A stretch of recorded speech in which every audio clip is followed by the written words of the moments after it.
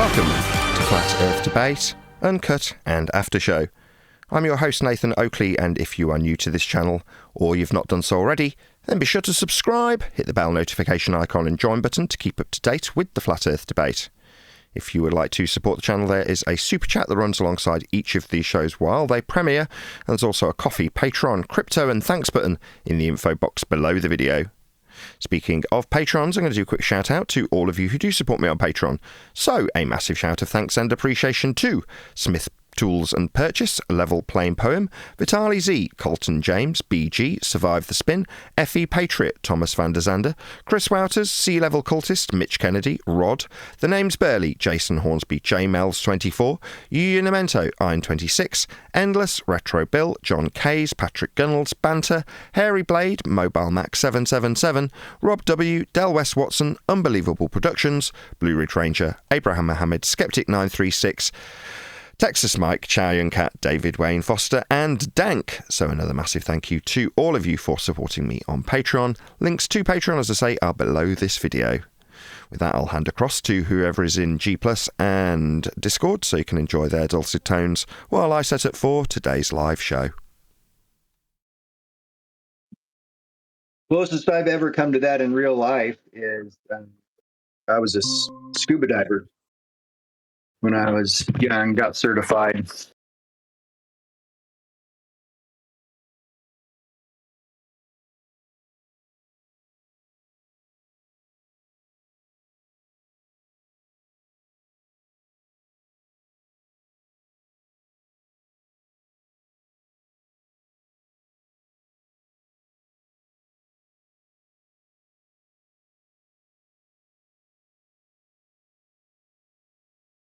Then hadn't bloated up yet and floated to the top. So that's the closest I've ever come, is just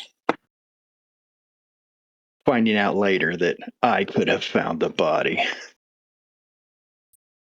That's pretty creepy.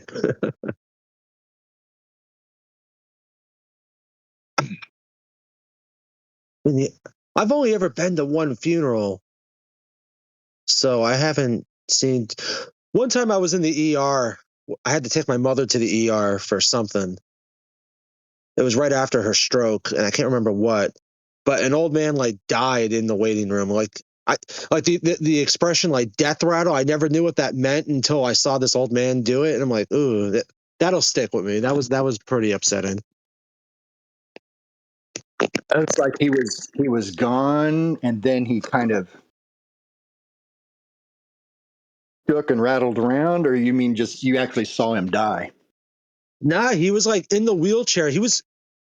Because his sons were almost my parents' age, so this man was pretty old. This was about 10 years ago, and he was in the wheelchair, and his son's he really needs to see somebody right now. Then all of a sudden, he started making this wheezing noise, and you can kind of just see the life go out of his eyes. And I'm like, oh, that's what they mean when they say death rattle. It was just this noise that came out of his I think all the air in his lung. It was pretty bad. Yeah.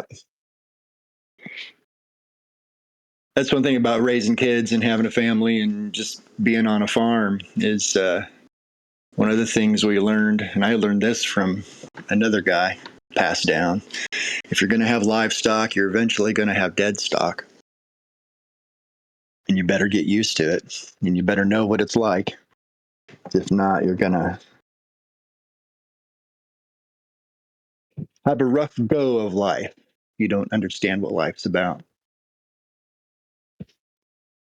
Oh yeah, my dad grew up on I don't know if he grew up on a hog farm or if his family just worked at one. But he was talking about having to move the dead hogs and stuff all the time. He said it was the worst thing ever. Ugh. You start moving them, the gases start coming out. I just remember him telling me that when I was real little, but I think he was just trolling me too. Oh no, there's yeah. When you talk about farm life and ranching and livestock, there's no trolling in that. Especially no, I just mean he made it so over the top graphic, which is probably correct, but it is. Man, we've got my wife was raised on a hog farm, and it was a big production one. So she's actually the farmer or the country girl in the family, and I was a city kid. And uh, about 40 years of being trained by her and raising sheep. Now I'm the farmer guy. Oh, nice. But um, yeah, no, it's if you're told a grisly story by somebody who's actually raised livestock and any capacity, it's chances are it's pretty accurate and in real life more graphic than you're imagining.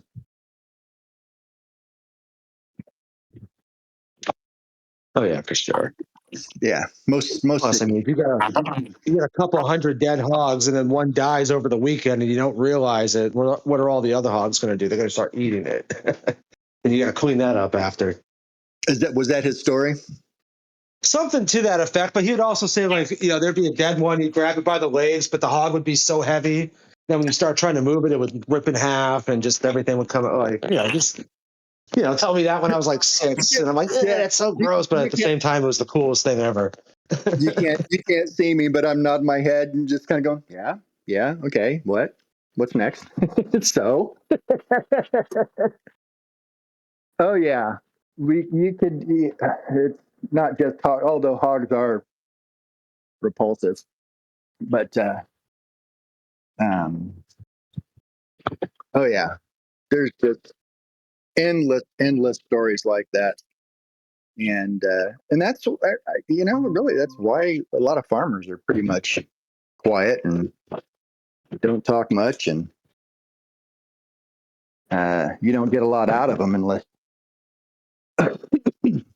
you're truly interested and you really want to hear stuff that's going on, that's real life. Because what you just told me, I'm going, yeah, that happened. Okay. I have absolutely no problem with anything like that. And the joke is, who cares about burying the bodies? Just make sure you know a good hog farmer. Right. Right. I That's check. right. Where do I bury the bodies? Oh, forget about burying the bodies. Old Farmer Joe's got a hog farm down the way. You know. Who's that, Surf Daddy? Yes, sir. Where were you guys yesterday? I gotta go back and listen to a show where I'm working. Nathan's struggling for guys to get involved, and Fisherman in the Box has to come in and save the day. What's going on?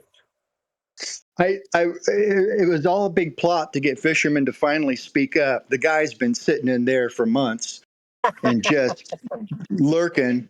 And I, corresponded with him a couple times offline and on Facebook and stuff. And he's just the best guy in the world Yeah, and fun, we've been fun to following talk him. to. And the guy's just quiet. And then, so we had to just sit there and make him so embarrassed Nah, that nah, nah, he nah. spoke up. The guy's working. The guy works during that time. He's on the move. He's forced him to I know. be in a situation. He's got his farm stand going on and stuff like that. But there comes a time when the guy's just got to speak up But then do the and same thing for Stevie then. Stevie sits there, I don't hear a word coming out of him unless I'm throwing out Owen and telling him get the frick out. Then I hear Stevie pipe up. Don't give me that crap. What the hell is well, Stevie? is Steve the one that looks like me a little bit? Oh, you mean Steve? Yeah. Steve will either talk your ear off or be really quiet. Yeah, Stevie talks He up must. when the show's over. Oh, what? I got Yeah, he regular comes on in birdies the listening afternoon. everywhere.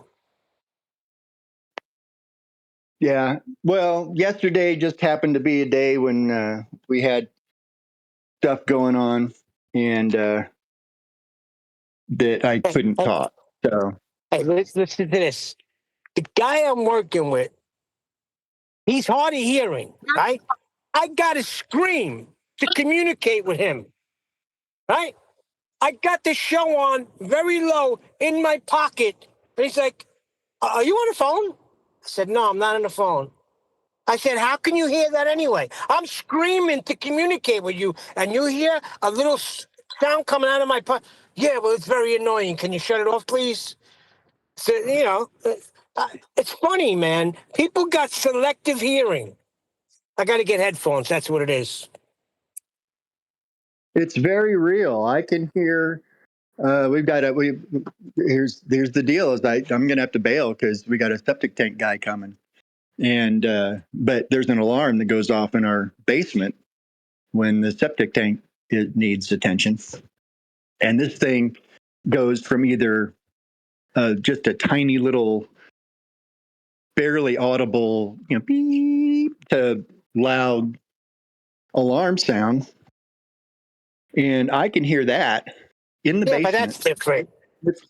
When it's just going off, a little teeny tone. But wife wants me to do something. She's standing right next to me. I don't hear her.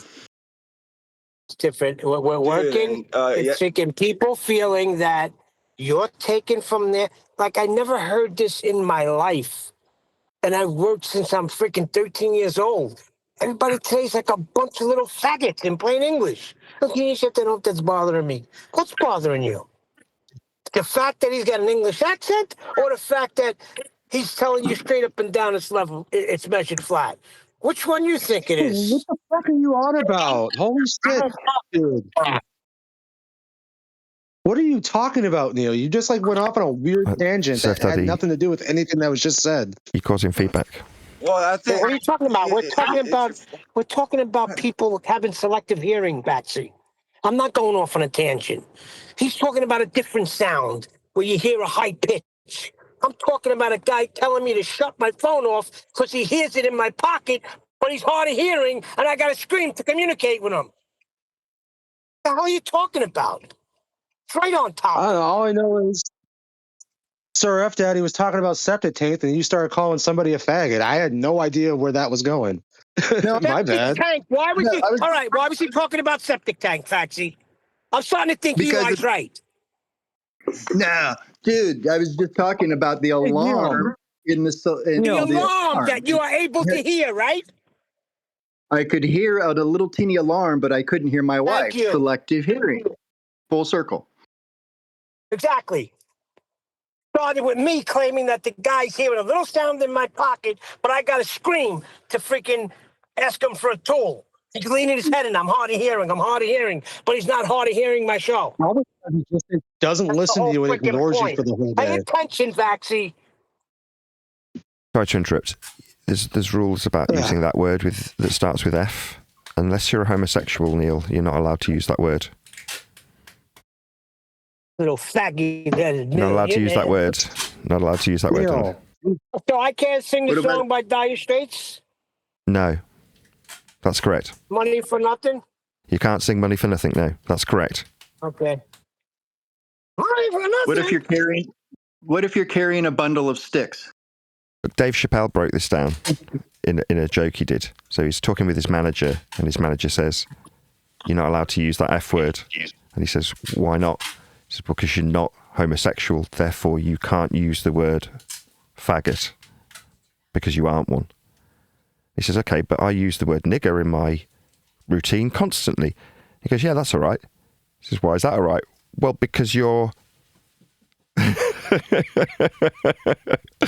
And then he stops. Chappelle goes, "What? I'm what?" I'd call that a touche moment.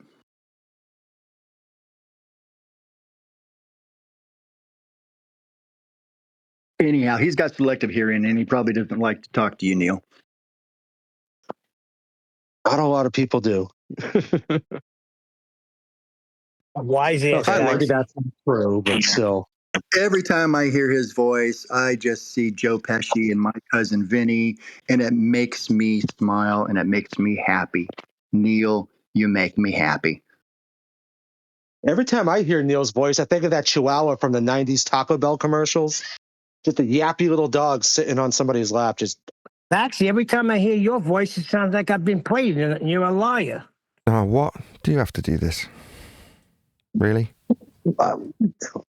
wait, Neil, why am I a liar? Why are you saying that?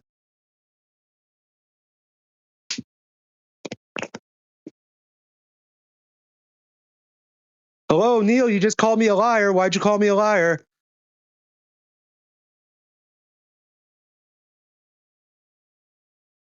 It is sometimes hard to tell when Neil's just yanking your chain and he is busting your balls because he really likes you. There's got to be No, a that's a baseline. negative. He's now pissed me off. He's on my shit list. Yeah, because I called him a yappy Chihuahua.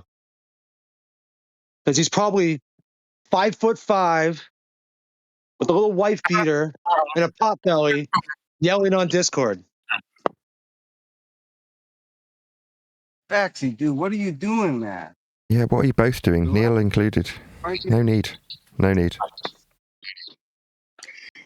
Anyhow, if I may interrupt, because I'm not going. No, you may not. First of all, motherfucker, I'm 5'6". Please stop. Please. Neil. And he came in and started this shit, telling me, what the hell are you talking about? He got offended when I said the word faggot. Are you a faggot? No, it was just terms of service. Oh, my Lord. Terms of service. I'm fine with that. If I'm carrying a bundle of sticks, doing fine, or got a cigarette. Isn't that what cigarette is in England? And I'm starting to realize maybe this is what Eli was talking about. He's freaking taking shots at me early this morning. I don't need that shit. I could take it. I'm a fucking grown man. But don't be a fucking prick. You clearly can't take it. You clearly can't take it, Neil. You're all upset. We were having a good time. Talking about not being able to hear our wives, but I can hear a sump pump alarm down in the basement. It's all chill. At any rate,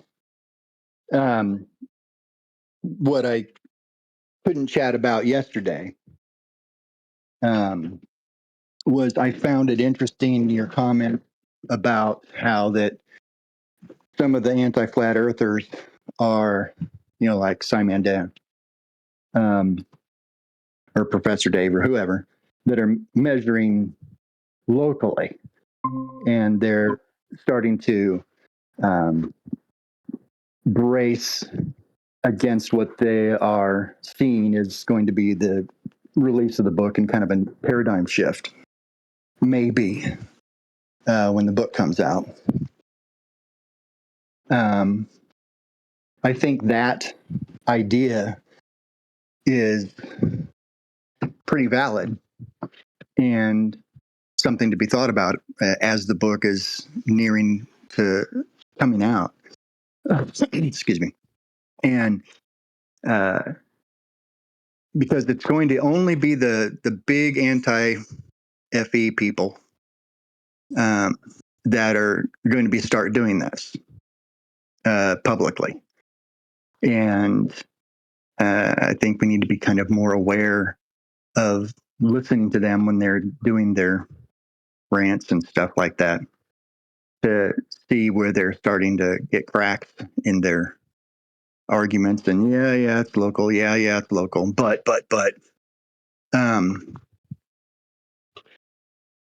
and follow that and play on it when they do it.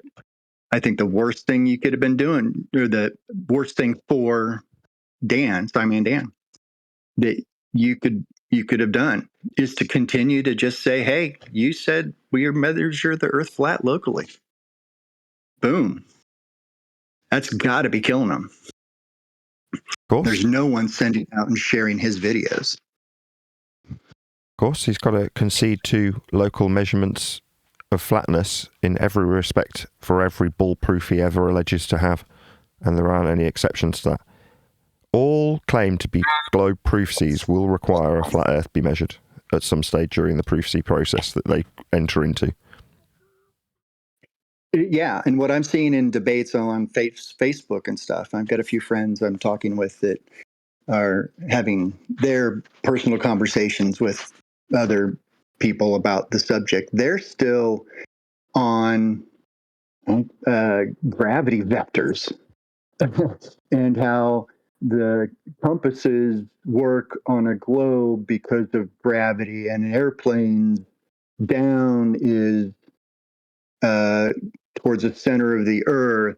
Level is not flat. That's the big thing. Well, horizontal, it can be horizontal, but it doesn't mean it's flat. I mean, that bad. That's just dumb. I've been posting just stuff I find. It gets fed to me. Stuff from about airplanes. Here's instrumentation. Here's the flights. Here's how we do this. Here's glide slope. I just post that stuff on my Facebook page. And I've got a couple people that absolutely go bonkers. And it's hilarious. All I can do is say, well, because they're horizontal, what about it? There's nothing curved about that. Well, you just don't know how to fly a plane. So you don't understand. And I say, oh, look, here's pitch data. It says horizontal. Well, that's not what it means. All the arguments that you've been going through the past couple of years. And it's fascinating to watch. They're way behind the arguments of the we'll call them the top dog anti-flat earthers, the usuals. But they're still using their, trying to use their old arguments.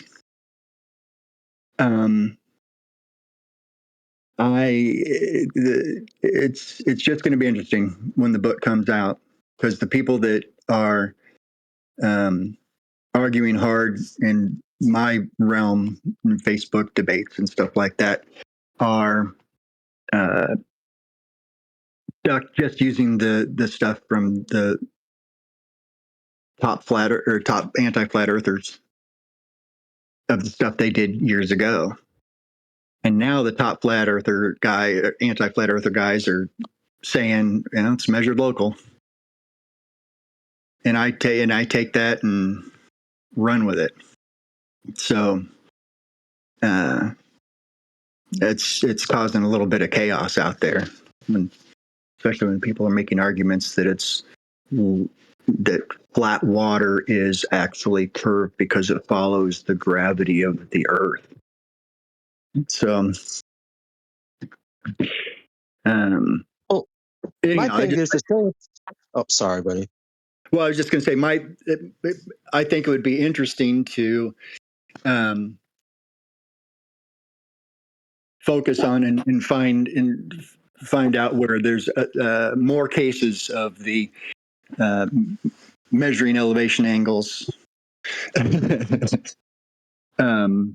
anti-flat earthers, and publicize those. I get hung up on the local part. I mean, for one, anytime you bust out any type of measuring device, it's going to be local to you. Like if you're measuring a piece of wood, building a porch or a deck or something, that's local. That's a local measurement. But if you take an elevation angle, that's thousands and thousands and thousands of miles of flatness. You measure an angle that's 32 degrees to Polaris. You get your zenith distance, which is because what is it? It's a right angle triangle.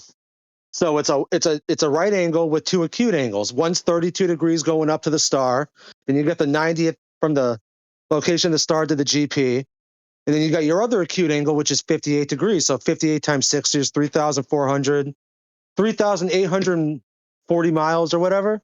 That's not local at all. That's like almost 4,000 miles, all on the same horizontal plane. You turn your camera off, Neil. What I'm practicing and trying to get better at, though, is not even going into the math.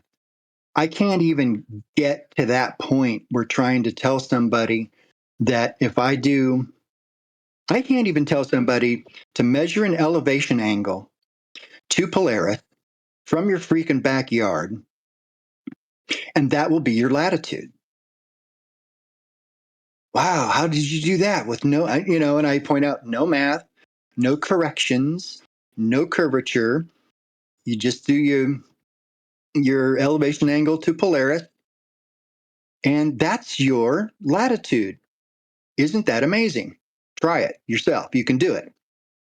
They won't even do that for a variety of reasons, mostly because if they do that, then they have to admit that they didn't consider curvature. You don't have to admit that they're And- not considering curvature. You don't have to get them to concede that they're not doing something. The measurement itself requires a flat plane to measure.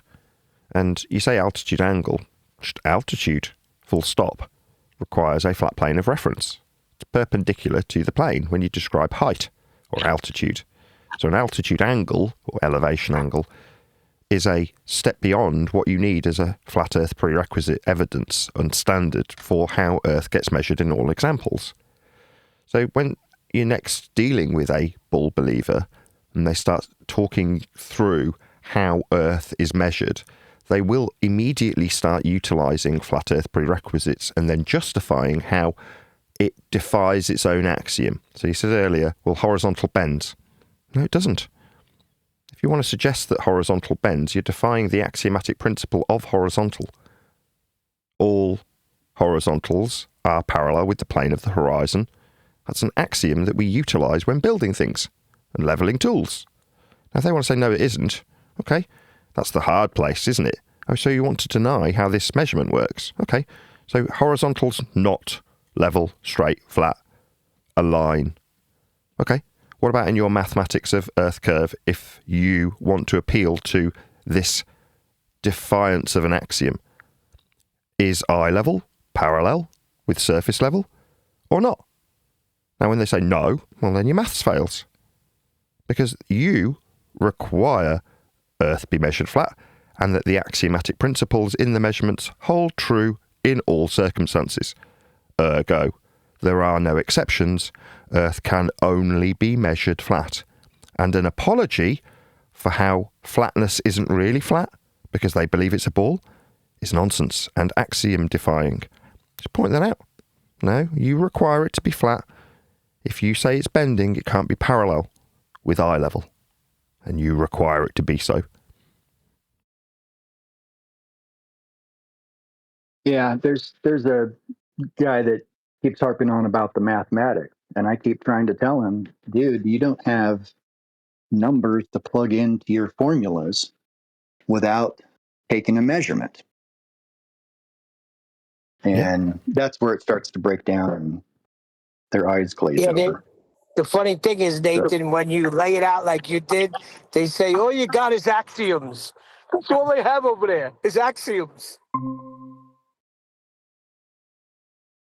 They don't even know the definition of an axiom. It's just how bad it is. I mean, I don't care. If they say, well, you've got his axioms, it's like, no, you need these. You're the ones suggesting you've got proof of a ball, and then you immediately go to flat Earth prerequisites in order to suggest you're on a ball. It's pretty sad. Yeah, it's sad because then you come back with that and they say, yeah, well, how big is the Earth? That's when you know you got them beat and you don't even waste your time no more.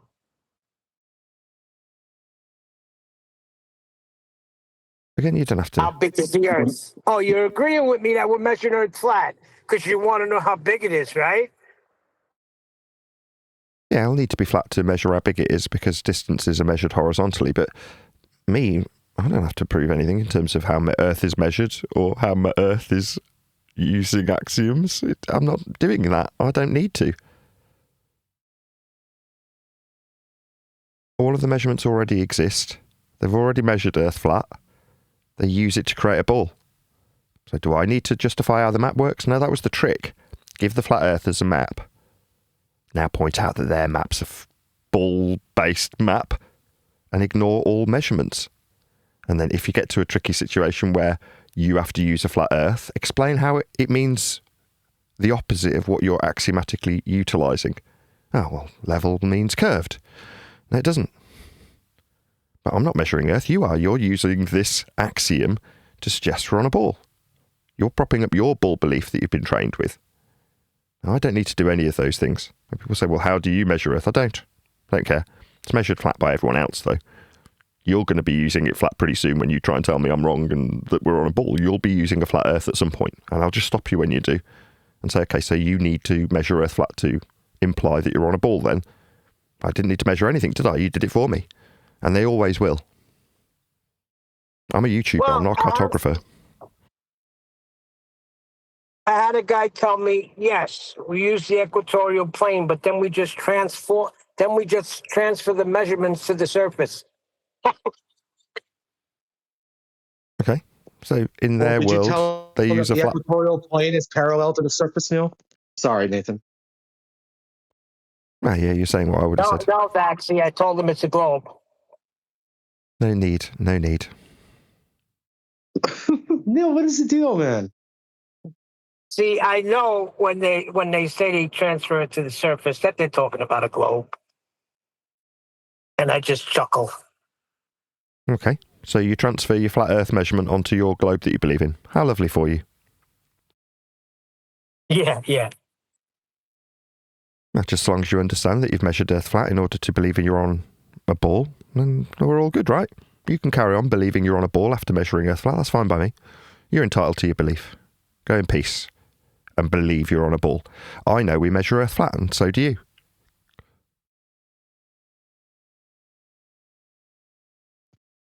That's it. That's all.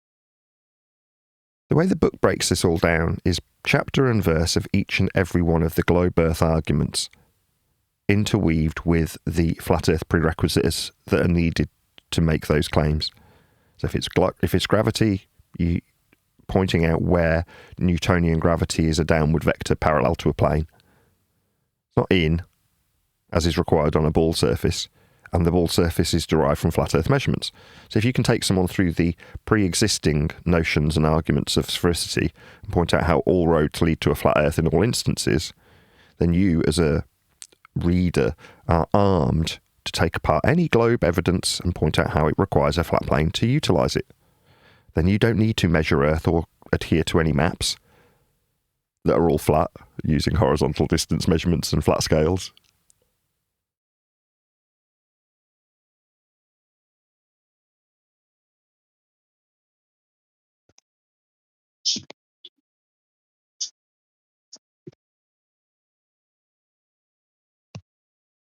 I keep having this thing pop in my mind, like when your book comes out and you actually have like a hard copy of it, like some like weird hokey news agency in like Des Moines, Iowa, like picks it up and tries to rag on it for like an entertainment piece. Oh, look, a flat Earth book. Then they start reading from it, but then the audience listening is like, "Wait, what the fuck?"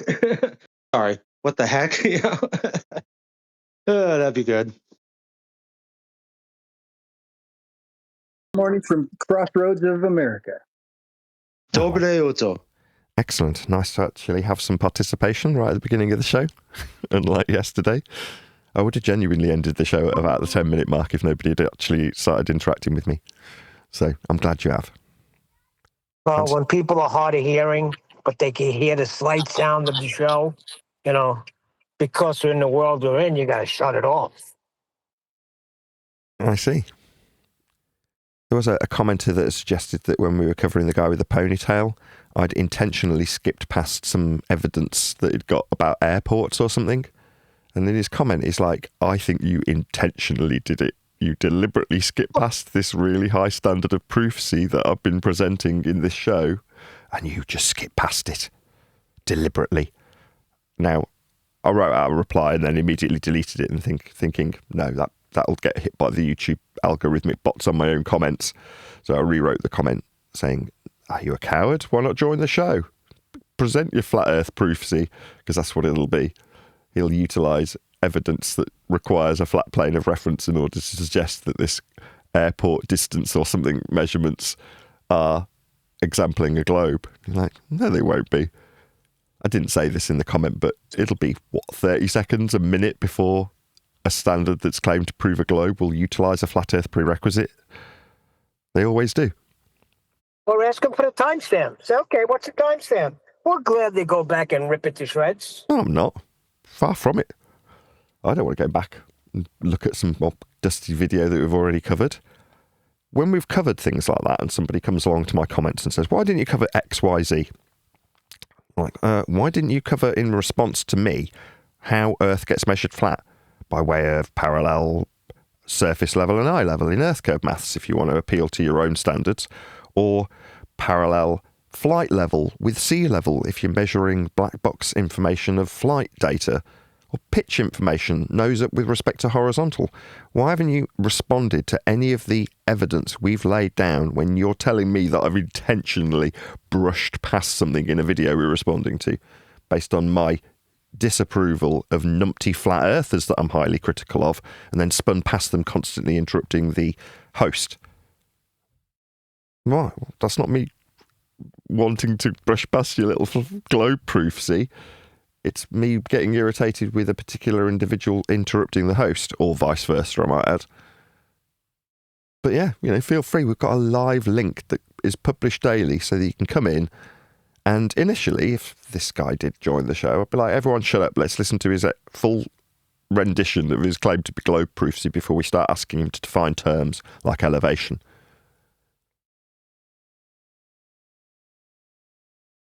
Normally, hey Nathan, hey Neil, hey everyone. Hey, Brian. Normally, what they do is, in their own minds, they're thinking that on a globe, plane is going to do X, Y, or Z thing. Now, and they'll have it all mathematically worked out that from this airport to this airport, the airplane does this, this, and this, and this. And what they'll be doing is completely removing what's going on in their mind from reality, from what the plane actually does. But it's somehow, I honestly don't know how they do this. I honestly don't. But all the years I've interacted with them, somehow they believe that what they're saying is adequate after they've removed reality completely, or completely mutated it. And they're trying to present that as if it proves something. And all it actually does is, all it actually is that they're presenting is some kind of a globe rhetoric-based thing that works on a globe.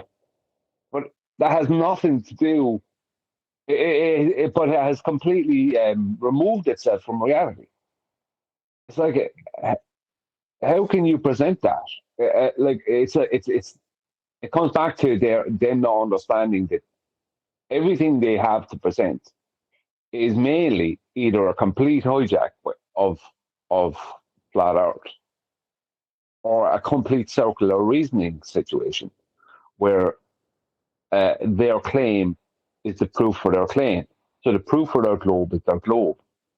But the globe is the thing that's supposed to be supporting. Do you know, that kind of way?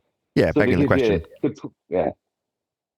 And Neil went through one in the pre-show. He was explaining that somebody was speaking to yesterday suggested that, yeah, we do use the equatorial plane for angle acquisition, but then we transpose it to the surface.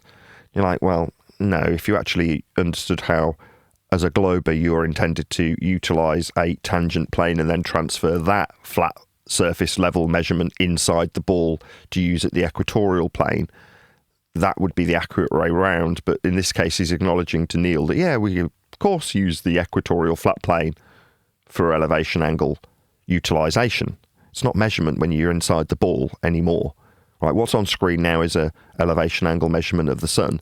If you're going to use that in a globe manner, then you're going to have to transpose it inside the ball with respect to a system that's created based on a polar-centric measurement with latitude wrapped around the ball. But that's not going to give you the angle measurement off a curved surface. It just doesn't function. So you have to transpose it inside the ball, as opposed to start inside the ball measuring. No one's measuring angles from hell.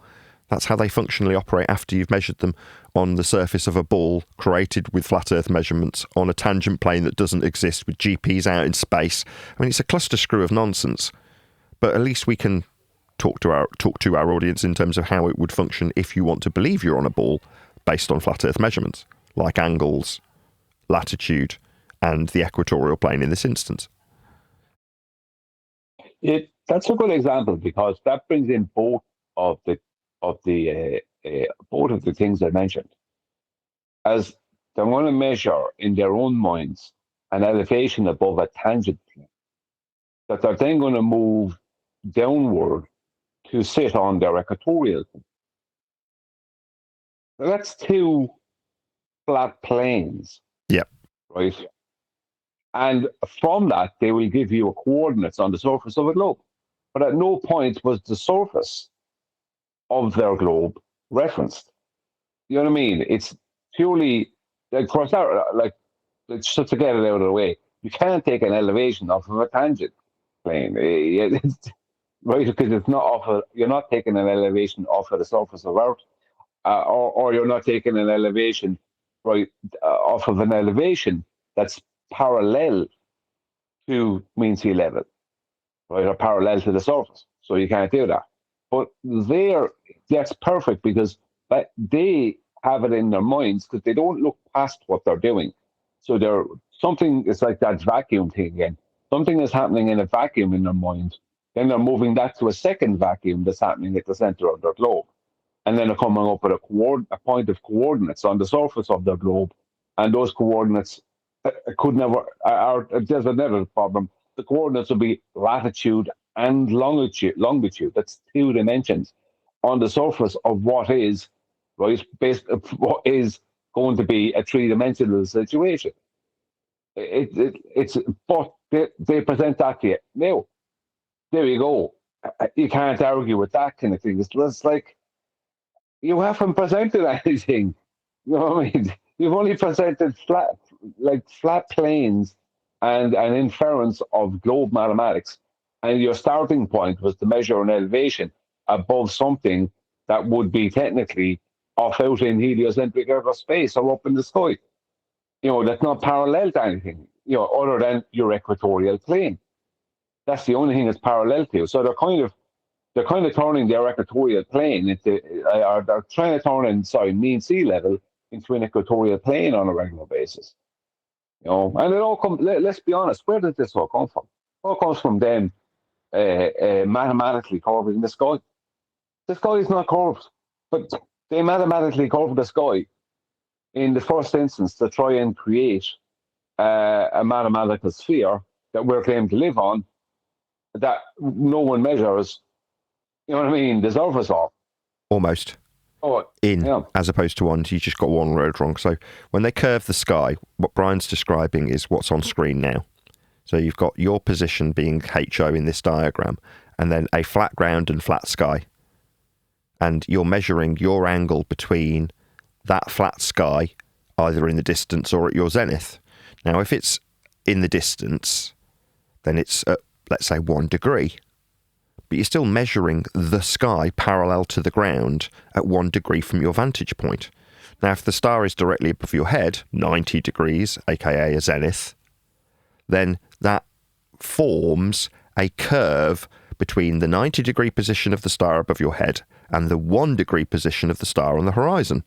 Well, that's a curve through a protractor of the angle measurement, but that measurement specifically requires a parallel sky and ground to measure. But because you've measured it with a degree, i.e. 1 degree at the horizon, 90 degrees at your zenith, you can describe those two positions as curving between them on the protractor that you're measuring them with. That is the, quote Brian, curving of the sky. Now, when you then transpose those positional data points from the sky to a converted ground position, i.e. you inside a globe projecting latitude points around a sphere surface that you're measuring to based on the latitude points measured in the parallel sky. You can then suggest that the curved sky is actually ground positions on a spherical surface. Hence the conversion from parallel, flat ground required for the angle measurement and flat sky measured through a protractor to curved ground with latitude points from the sky that Brian just described accurately as being curved.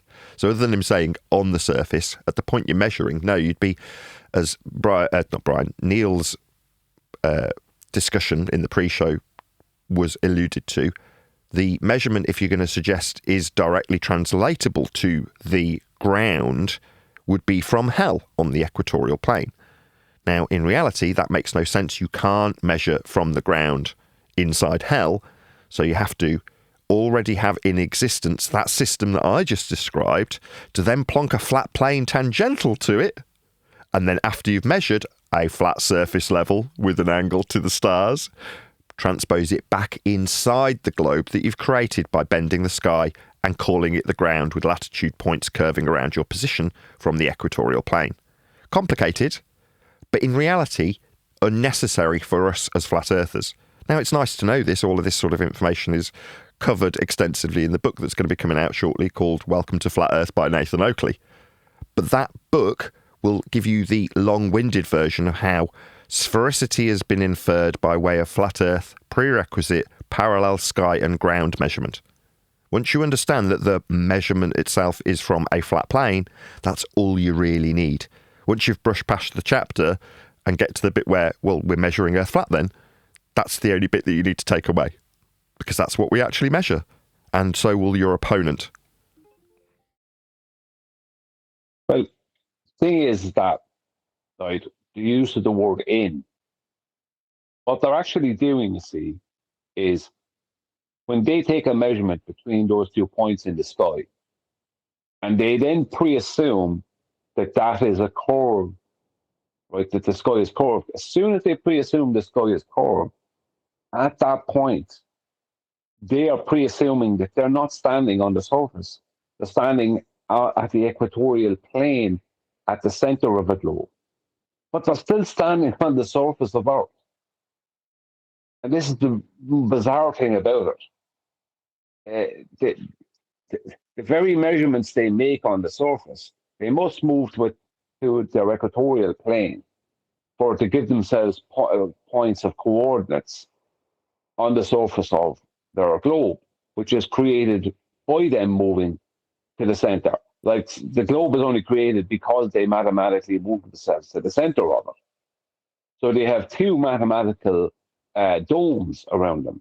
One is the sky, and the other is the globe, right? One hemisphere of the globe, or half of a globe, or whatever. But they haven't gone anywhere. They're still standing on the surface of Earth. You know what I mean? And their starting point is an elevation above a tangent plane, which is mathematically impossible. As in, it can't be used. So the starting point is an impossibility. Yes. You know, and what they did, and then after that, everything becomes a mathematical mutation. You know, but they can't see the starting point. Yeah, have you noticed that ever with them? They never seem to see the starting point. They only see the second part after they've measured an elevation off of a tangent plane, something you can't do. From then on, everything is hunky-dory. It's like, you can't do that to start with. You know what I mean? Oh. Shout out to Himsake. He says, love the title, no subtitles needed. Really appreciate the super chat. Thank you very much indeed. Absolutely, Brian. They're going to start by measuring a flat plane that has nothing to do with their globe surface and allude to it being tangential to a globe that isn't being measured. And once they've done that, that would be measuring a flat Earth at surface level that has nothing to do with the globe. They'll transpose it inside the ball to make it actually function with the latitude measurements that were the sky and are now the globe wrapped around you. So you need two flat planes. And the globe surface isn't measured in the first instance and is now essentially a glorified protractor that will measure through to the celestial sphere wrapped around it, with you in the centre. Well, this is lots of flat Earth prerequisite elevation angle measurements and transposition, what you called mutation, into sphericity. Well, no, we've never used the spherical surface at any point, and now we're in the equatorial hell on a plane. No, we're just measuring Earth flat in all respects without exception. Yeah, because what they're doing is utilizing. I remember I used to describe it this way, and I think it was the better way for me to describe it. Is they're utilizing two protractors, a small one which becomes the surface of the globe, but that is created by the bigger one, which is the dome of the sky. So they're using the same flat plane to create two mathematical protractors. A big one, which is the sky, the small one, which is their globe surface. And all the time they're using two flat planes mathematically to do this. None of this is, it's. I just can't. A lot of flat earthers, they ask, how can these people believe in such crazy stuff when it's pointed out to them how crazy it is or how wrong it is, whatever. And I think that's kind of an ongoing thing that even after a decade in this, I'm still scratching my head. How can you go along with this? Like, once it's pointed out to you, the magic trick or whatever, they don't want to see, like, they don't want, like, it's pointed out to them how the rabbit ends up being in the hat. And they just don't want to hear it. You know what I mean? Like, they want to stay in the audience and believe there's an actual rabbit coming out of the hat. Or that wasn't in it before. You know what I mean? It's like you've just been shown exactly how it happens, and you want to believe that no, it is actually magic, and there is really a rabbit, coming out of magic, out of a hat. It's like, okay, well, that part for me, I think that will always confuse me. No matter how much I try and psychologically explain it to myself, I can't. It's like they just don't want to believe that the rabbit is not magically being just appearing out of nowhere in the hat. They don't want to hear about it, no matter how many times you show them how the trick happens. Yeah, the game is currently for us. How long before our globe Earth claiming opponent utilises a prerequisite flat Earth measurement in their proofsy? The answer is usually within 60 seconds. Yeah, because they have to refer to reality. No matter what they do, they must refer to reality. And they can't, they can only hijack reality. They can't forego it. So at some point, they're going to need elevations. They're going to need a horizontal distance. They're going to need the orientation of horizontal or vertical, which invokes the other. They're going to need, a right angle triangle. They're going to need something. You know what I mean? And when this happens, they want to whistle, as the QE always says, whistle and pass the graveyard. They want to pretend nothing happened. It's like, you've just done the magic trick yourself, and you're trying to pretend that didn't happen.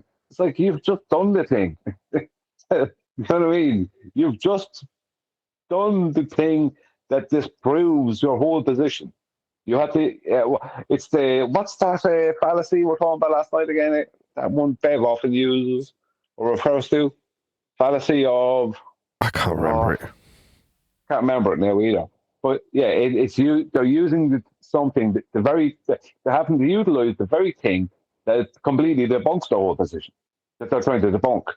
You can't debunk the thing that you need to use to support your position.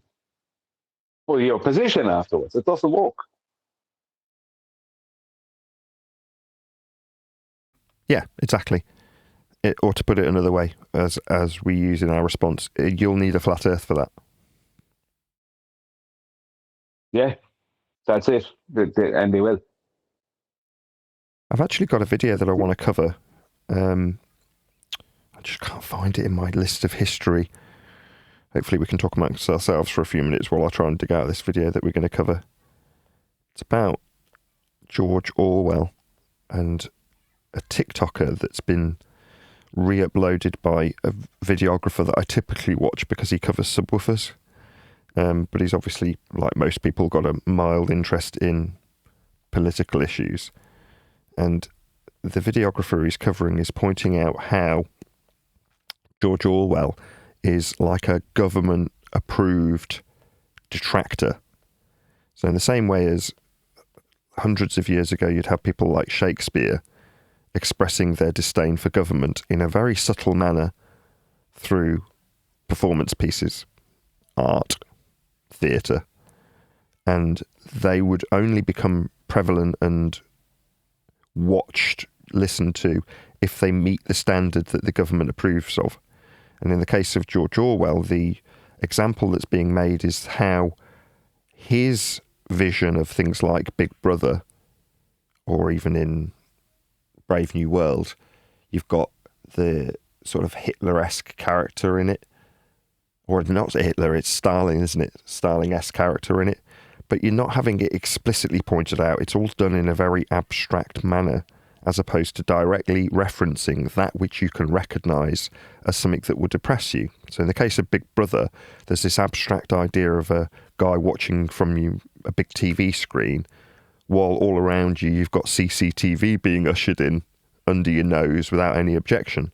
So it's always put into sort of an abstract way, and the general public will perceive someone like Orwell as a bit of a hero, when in reality he's very much government-based, government-funded and government-approved, and his narratives will come out at specific strategic times that are beneficial to the government that's controlling you, while the concepts that you're being or having explained to you are done in such an abstract manner that you never link it to the actual oppression that you're suffering. So just clever. And I'd never thought about it in that way, because you sort of take on board what things like 1984 point out to you, and then for an audience it's very good for us to draw those connections on behalf of the audience, but we're drawing those connections as opposed to Orwell making them explicit in the story. So then you've got to start asking yourself, well, why didn't he make it explicit in the story? Well, because then it's explicit and people might start rising up and threatening the system. That the entire point of having things like 1984 are to give a perception that the public can cry out against certain tyranny, when in reality they're just the same old controlled opposition narratives that you've always heard, dressed up in a subtle manner so that you don't really notice what it's alluding to. I just can't find the video. It's actually cathartic. It's actually cathartic for the population. It helps them accept that which is presented to them, and they can look at it, in the case of Orwell, and say, well, it's not exactly like that now, so that must be in the future. We've got it pretty good. We don't really have a ministry of truth. It's putting things down the memory hole. And so it's beneficial for a government that doesn't want an uprising to keep people thinking in the future, comparing it to the now. In a way, that's actually, come to think of it, it's just like space. You know, we're thinking of the future. Hey, we're going to go to the moon. We're going to go to Mars. We're always thinking of the future. And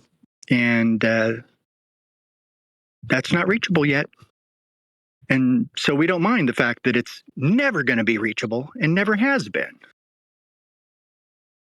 Keep the people thinking that it's not so bad now. We're not even at Orwell's stage yet. 1984 is past, and we don't have memory holes like he talked about, but we do. It's a way to keep the people complacent and the majority in catharsis. Right, I found it. Now, I can't actually credit the original videographer, because the videographer that's re-uploaded this is, as I say, a channel I'm subscribed to, because I like the fact that he talks about subwoofers. So Patrick, the videographer, I really like this guy. I actually said in one of the previous re-ups of this particular lady's video from TikTok by him that based on him republishing it, I can get a vague idea of his general demeanour towards state and government and things of that nature, right? I got a vague idea, and I'm like, I'd like to talk to you about these things, because typically he's just talking about subwoofers. And I'm like, oh no, this is right up my alley. Now, the previous video that he republished when I suggested that to him was about the fire of London and the Great Reset, right? And she goes through it, not him. But he's obviously come across this video and then gone, oh no, I really like this, and then I'll republish it.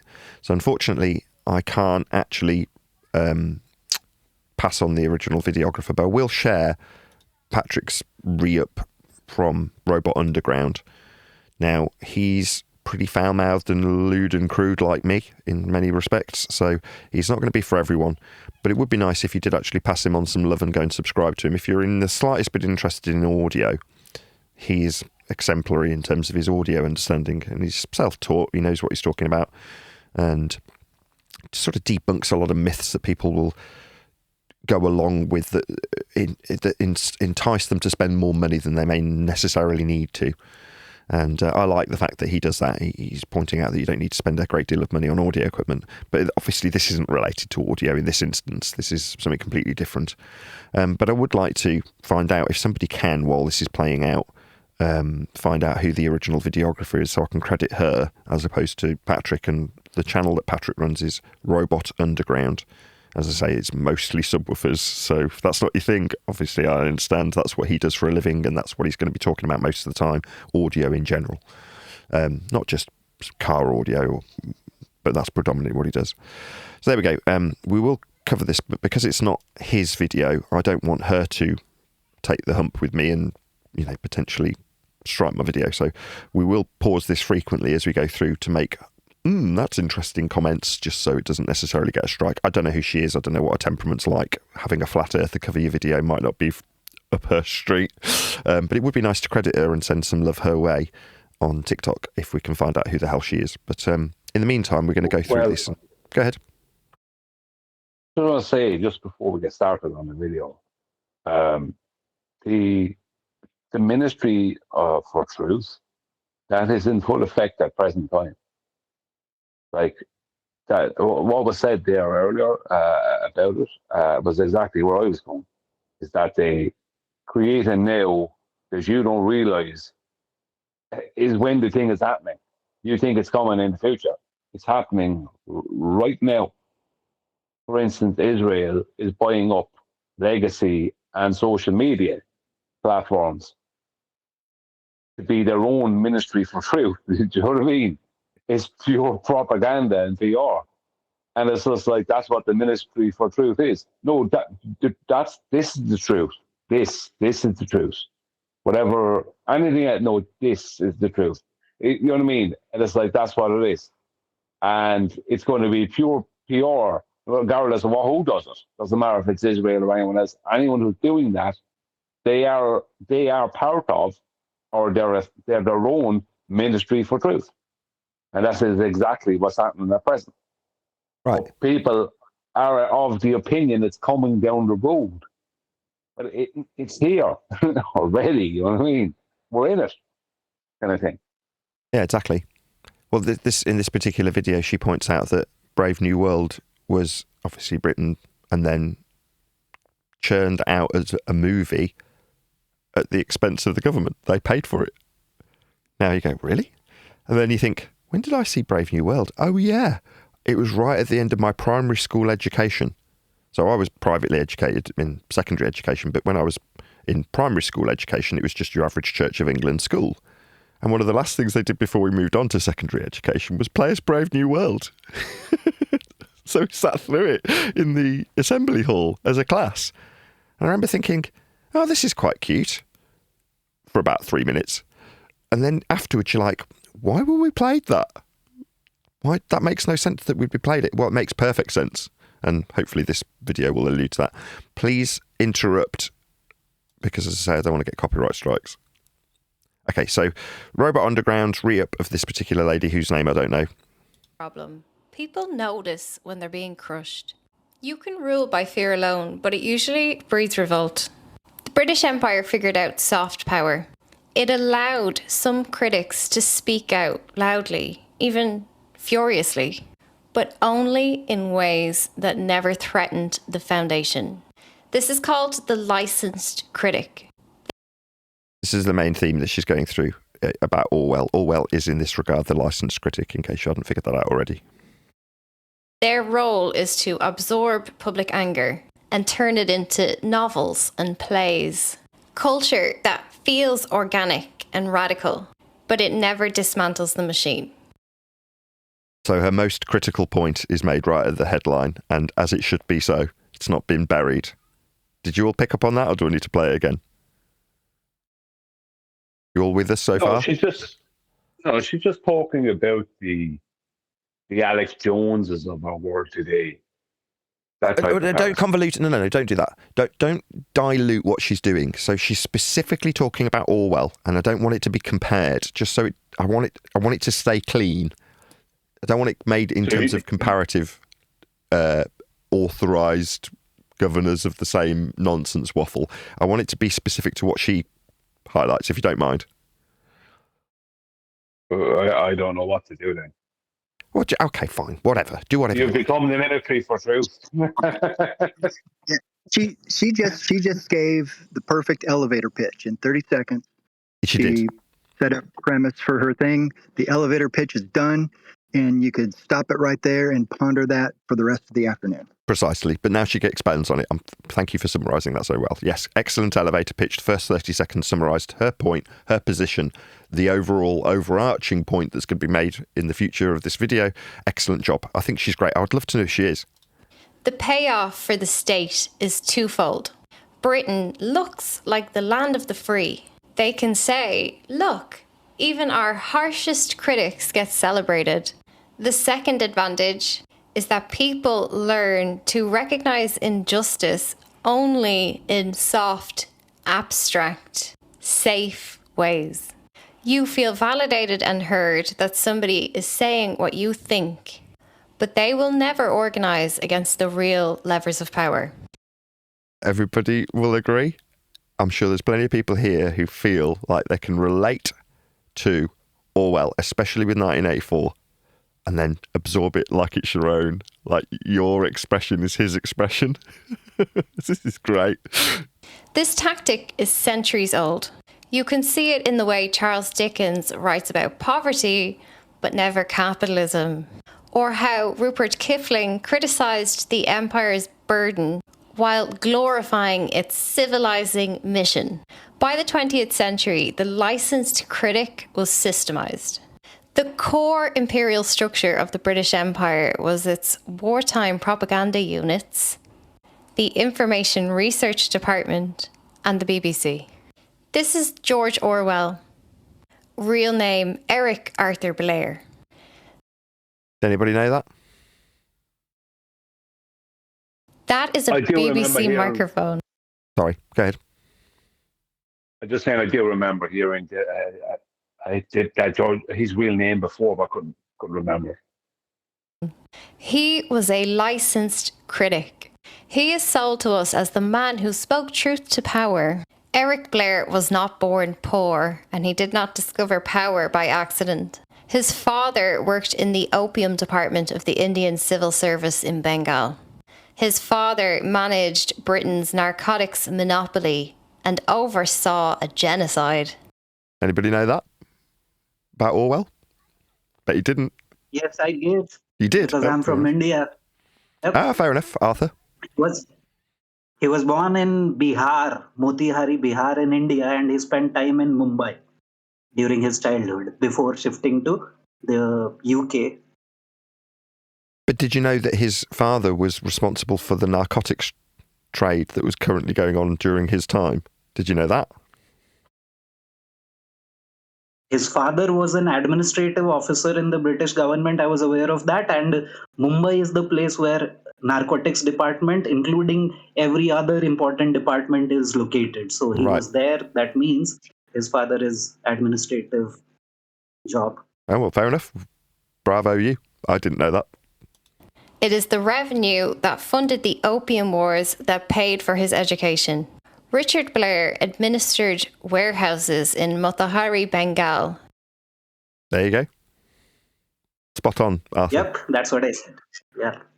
His family lived on extraction revenue disguised as a civil servant salary. His first job was in the Imperial Police in Burma, where he spent 5 years learning information warfare. He studied surveillance systems, crowd control, and informant networks. Sound familiar? It's what he's going to be writing about. This is operational training in Good way of putting it. Operational training. Exactly. colonial occupation. When he leaves there in 1927, there's no resignation letter.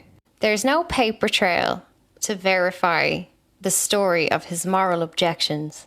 The crisis of conscience story is added much later. The next few years of his life are documented as drifting between Paris and London.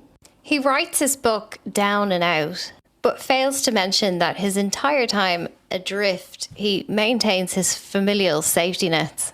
At best, this was poverty tourism, but really it's credential building. You ever heard that saying? I've never heard that. Poverty tourism. It's a new one on me. Every down and out experience that he Okay, that's a new one on me. has later There's another become... term. Good.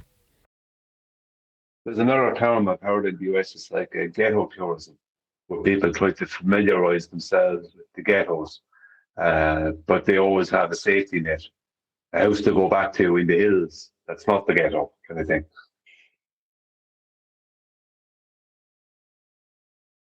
I'm just reading the chat. It's hilarious. Christian, get a tidal chart and read it. They don't use sea level as a reference for tidal charts. What? This is what's going on in our chat while we're doing this.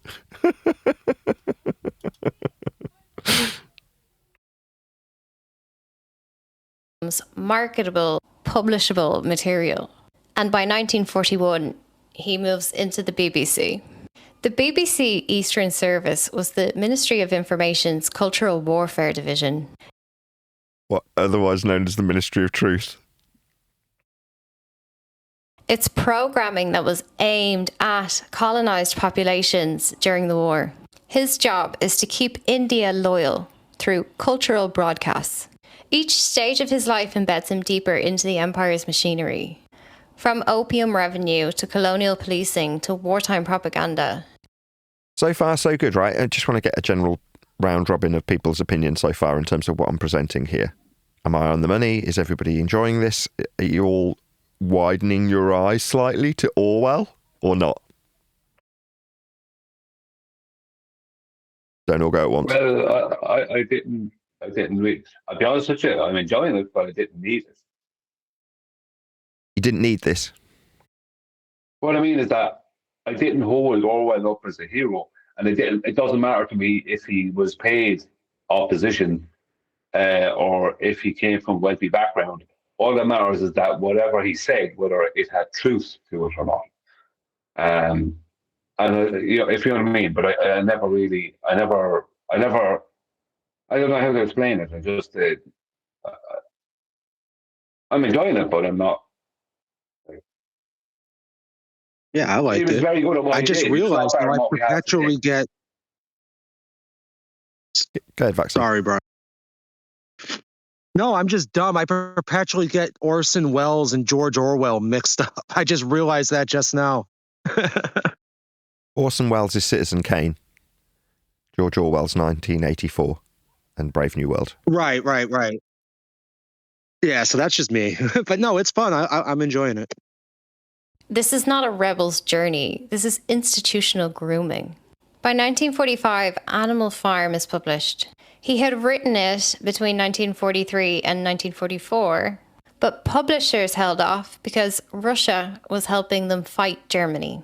The timing of the publication of Animal Farm aligns exactly with British strategic needs, just as Stalin was being switched from ally to enemy.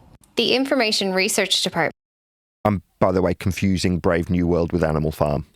I meant Animal Farm. Which is Britain's longest-running covert operation, immediately weaponizes Animal Farm. They secure translation rights in Chinese, French, Italian, Spanish, German, and the book comes out in August 1945, just after Hiroshima. And the CIA puts down £179,000 to turn the book into a movie. Anybody knew that? Who knew that? Nobody. Orwell never promoted his own books. The state apparatus did that for him because his messaging aligned perfectly with British and American strategic needs. Notice what both... Has anybody ever heard it phrased in that way? Who would ever believe that it could be phrased that way? Talking about... Let's get it right this time. Is it Aldous Huxley that wrote Brave New World? Me mixing them up while you're saying that you're mixing up Orwell with...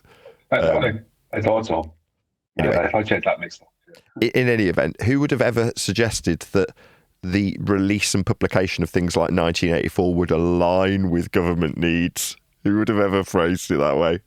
This was the most eye-opening bit for me, that's all. Well, what it's actually doing is it's like a fairy tale for adults, but it's like a soft, as was originally stated earlier, it's like a soft landing. It's like, this is what's coming down, this is what's coming in your future, but you won't realize it when it's here, and you'll be expecting it, even though you're already in it. That's what it is. Yeah. The soft acceptance of it. Books do. Animal Farm turns Stalin into Napoleon the Pig, while 1984 gives us Big Brother as an abstract symbol. Both of these texts teach readers to recognize tyranny only in the abstract, making it impossible for you to identify these concepts in your lived experience. You expect tyranny to look like Napoleon the Pig or Big Brother to be as pervasive and advanced as it is in 1984 before you accept that we're already there, babe. That is the function of the licensed critic. It absorbs your dissent by providing safe targets. Think about what actually happens in these books. In 1984, Winston Smith learns the truth and then loses completely. Yep. Yeah. 2 + 2 is 5 in the end, isn't it? In Animal Farm, the animals overthrow Jones, but then end up worse than before. The message here is not resist. The message is awareness is noble. Resistance is futile. One of the subliminal messages that used to be in the outro to American TV at whatever it would be, 2 in the morning or something, and they'd play the Star Spangled Banner, and embedded in it would be those words, resistance is futile. I shouldn't laugh. Oh dear. These books replace awareness with woke. Or being woke. Yeah, just replace the word awareness with woke. To be woke is noble. Yep. The same thing. We're all woke. Oh, we know what's going on. We know what's going on. But, and we're noble because we're woke. We're aware. Yet, woke people are part of the narrative.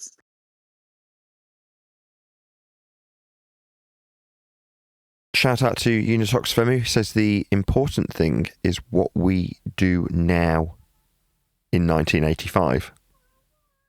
Thank you for the super chat. condition readers to see oppression as universal human pattern, rather than specific institutional arrangements. Napoleon isn't Churchill. Big Brother isn't MI5. Room 101 isn't Whitehall. The text universalized tyranny. He made it timeless and abstract. He never mentions the actual power structures that he was quite familiar with. Yeah, that's the main point, isn't it? The abstract nature of it, making it timeless, so that we can relate to 1984 without directly pointing to, as she just did, MI5. They stay unnamed and untouched. Meanwhile, in 1949, he handed Celia Kirwan from the IRD a list of 86 writers he deemed as unsuitable propagandists. One of them he flags as Charlie Chaplin. This is active collaboration with the state's cultural filtering mechanism. What do we have today? Oh, well, we have it blamed on an algorithm. Oh, it's not the suppression of information through human means. A little computer suppressed you. It was an algorithmic suppression. That's what we all chant here. It's nonsense, though, isn't it? We don't hit the approved list. These books don't threaten British institutions. They target Soviet systems while teaching Western populations that surveillance equals protection. Yeah, there it is. And that it's a hopeless and futile endeavour to try and resist. Animal Farm in 1984 act as cultural inoculation. They're designed to teach you to look for an Orwellian aesthetic while keeping you totally blind to the operational surveillance already expanding around you. You can learn some vocabulary, Big Brother, doublethink, thought crime, but you never use those words on the local institutions. Today, audiences quote his work as a warning while accepting CCTV networks, data harvesting, emergency powers. You've become very good at spotting authoritarian systems over there in somebody else's regime. Yep, we have. It's easy to point fingers and make examples with parallels to Orwell. It is. But you don't necessarily... Who's ever drawn the comparison as she did? Well, I've never done it. But you've no words to name it domestically. You've been trained to see your oppression as an inevitable force, rather than a specific set of systems that can be... Yeah. This is problematic for me. Now, this girl is Irish, right? But she annoys me, right? What annoys me about this is I do think exactly what you just said a minute ago, right? I don't care if it's the local council. They're doing something, right? And it is exactly a mirror of the nonsense that was talked about in 1984. I don't care if it doesn't appear to be as much, whereas on the smaller scale, of course I do. If she didn't, then that's on her. Now, there's another problem. This annoys me. This does annoy me. People are always wanting to rebel against the structures, right? The structures that hold us down and all that sort of stuff. And yes, they do use their power against us. But why do we accept their power? Because people don't want to have to make the decisions. People don't want to have to be in charge. People don't want to have to organize things like the internet or the supply of food across the world. Do you know what I mean? From farm to plate. They don't want to have to do all those things. They don't want to have all that. They want someone else to do it for them. And then those people who do it for them and give them the comforts and produce all the stuff and produce all the structure for the world they live in, they then want to complain that those people are then using their power, against them. What are you expecting? So you can't have one, right, and not expect the other unless you are willing to step into that position of power. And most of the time, people say, "Oh, you can't get there," blah blah. No, most of the time, people aren't willing to do it. They don't want to do it. They want someone else to organize their world for them. But you just don't want that person to be corrupt or to use that power against them. I'm sorry. You can't sit back lazily and want someone else to organize all this structure in the world for you and then say, "I hate the Rothschild family," right? Yeah, they may not be good people, but it's people like them who have shaped the world we live in and that would give us the comforts we have today. They're no heroes, but they and people like them who've taken control are the ones that are like, at the end of the day, they're the reason that we're here now on the internet. Maybe they're not even like that, right? But that's the truth, because they structure the world for us to be able to do that. Now, people can complain about these kind of people all they want, and a lot of the complaints are valid. But who's going to take over? You can't just expect, rebelling as some. So, okay, rebelling, you take out the structure. Now, who's going to be in charge? Who's going to do all the stuff? Who's going to make those decisions that no one wants to make? Sometimes psychopaths are needed to make decisions because the world is full of psychopaths. I mean? Not really. I don't know. I don't know. There's a lot of decisions that have to be made in the world and have been made over time. And people with too much conscience, they're not always the right people to make them. As is just been highlighted by Divergent Droid in the chat, please let Patrick know at Robot Underground, which is the name of the channel that's republished this Irish lady's video, at Nathan Oakley 1980 sent me with a polite comment.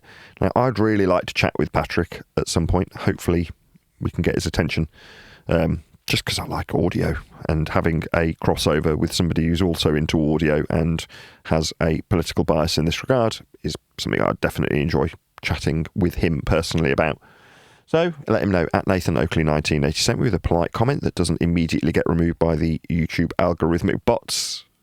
I can just see myself saying it. Anyway, we'll just listen to the end of this video. Be confronted. Orwell was never silenced. He was amplified precisely because his life and work made him useful. His critique never threatened financial networks, the intelligence apparatus, or extraction capitalism. In reality, his work provides moral cover to the state while conditioning populations to accept expanded control. Perfect. Yeah, so once again, let Patrick know at Nathan Oakley 1980 sent me with a polite comment. There is a link to Robot Underground going by in the live stream chat as we speak. Obviously, Brian's been pretty vocal about it, but has anybody else got any comments that they wanted to make about that particular video before we continue with our usual scheduled programming?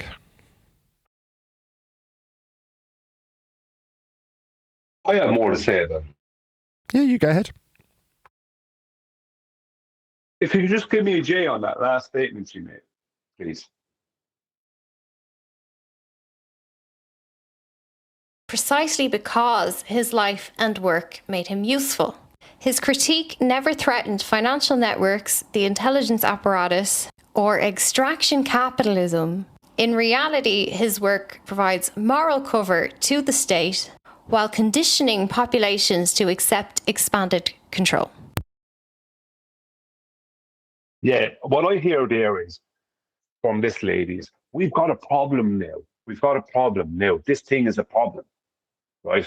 You try and present to her the problem of the globe. And she'll tell you, that's not important. What's important is this thing. And that same person will tell you when that important thing she's talking about now, when that thing has been solved and there'll be some other important thing, and she won't want to hear about the globe and its influences over the psyche of the world and what that belief has done, that religious belief. She won't want to hear about any of that. She'll have another thing that's really important right now. As far as I'm concerned, she is the problem. Oh, what? As much as Orwell or anyone else. Yeah, her and people like her, because they're interested in the problem today instead of dealing with, like, there's a bigger overarching problem that the problem you're going to talk about in 2 years' time will be different than the problem you're talking about today, and the one in 5 years' time will be different from that. But the background problem is still there. The thing that people like her would say isn't important, or you know what I mean? Don't see the importance of it when that is the biggest problem. So she would annoy me, to be honest with you.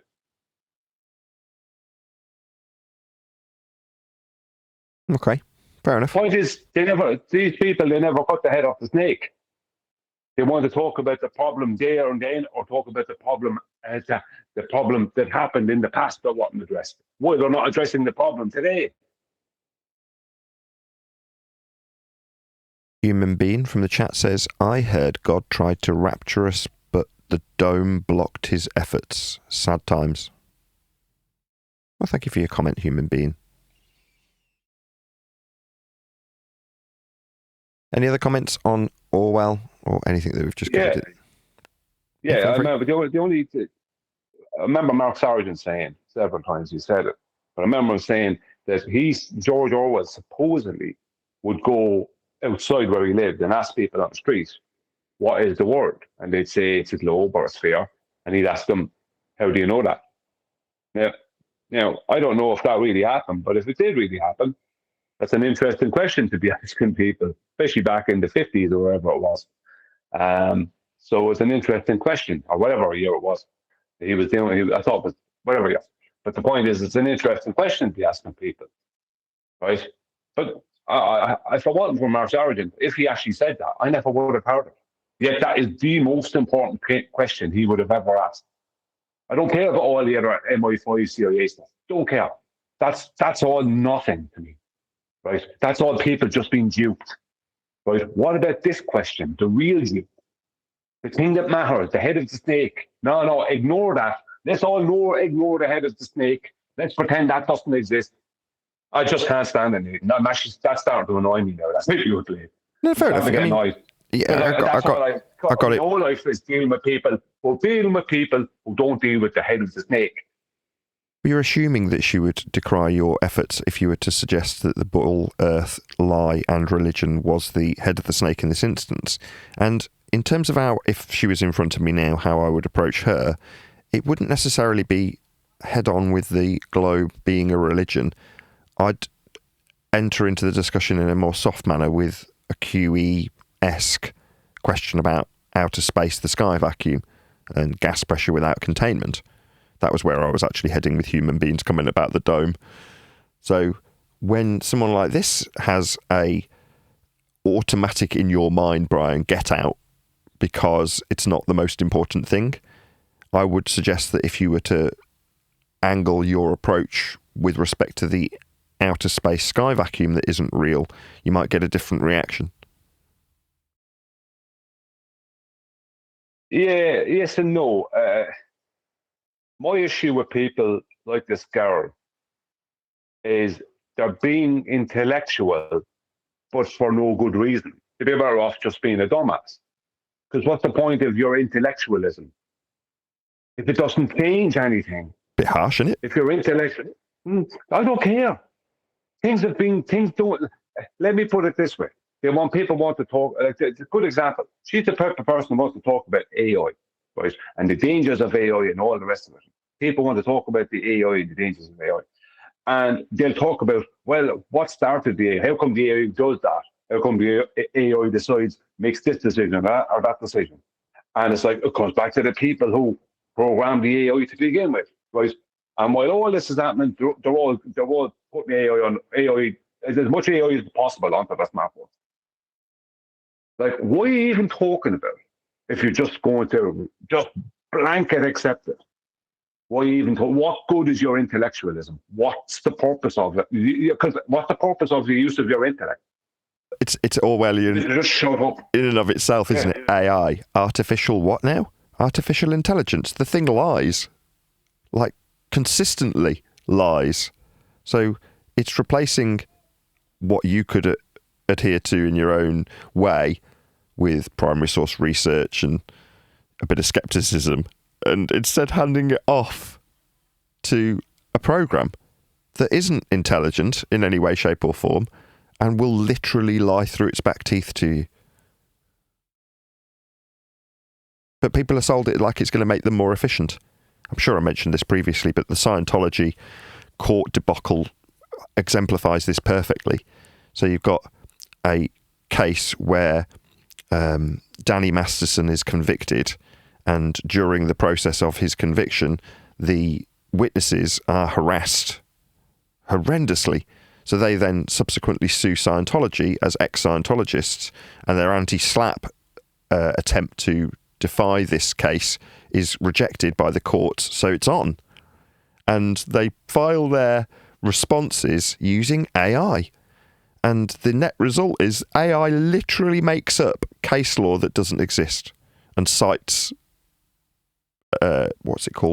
precedents that don't exist.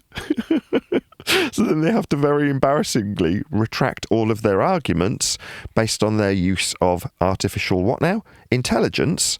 No, it just made up case law that didn't exist. But in their mind, they've been made more efficient by this intelligence. No, it's almost cost you your case before it's even begun, hasn't it?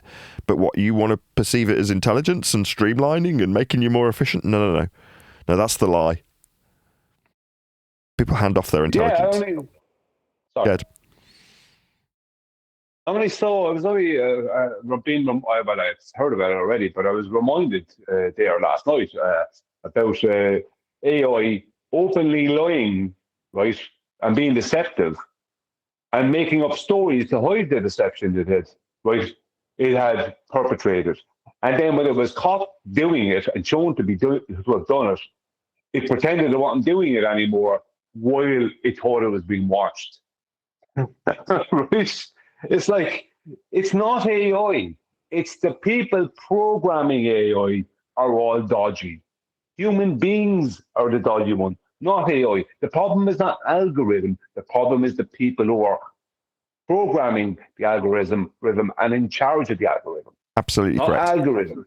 And we were all taught this in information technology at school with the term garbage in and garbage out. So Craig, who's on the panel, has said this many a time. There's no such thing as artificial intelligence.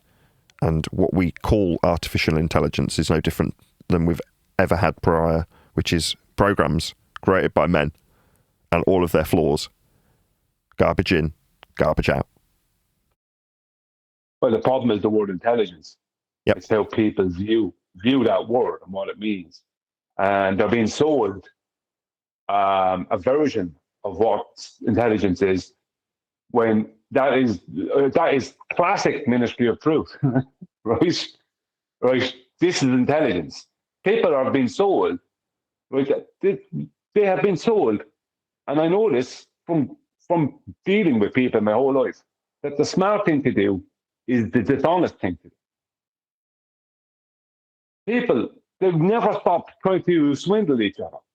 They never stopped trying to do each other over in some way. And especially on the personal level. I got one over on that person kind of thing. Try to rob each other of money or something or other like that. There's always some underhanded stuff. And people have been given the impression that is the intelligent route, when it's not. That doesn't lead anywhere good. So how is that intelligent? It makes no logic. It's not logically, it doesn't make logical sense. But people have this, and that's why the world is so corrupt. People point at those in charge and talk about how corrupt they are. Then they are just as corrupt in their own lives. Just because they're not affecting 20 million people doesn't mean they're not just as corrupt. So they can put you in the position then. You'll do the same thing. How is this relevant to measurements of Earth? It isn't. I don't know. It isn't really. Just interesting. Earth's measured flat.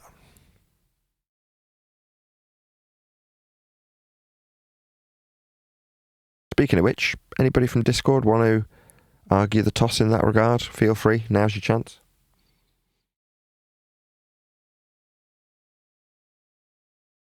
We started off, John, by pointing out that the game for us now is timing how long our opponents take to utilise a flat Earth prerequisite and measurement when they come and debate how their belief in a spherical Earth is proven.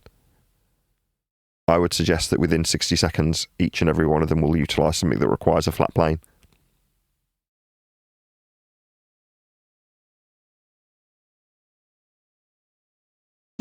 Yeah, that's a fact.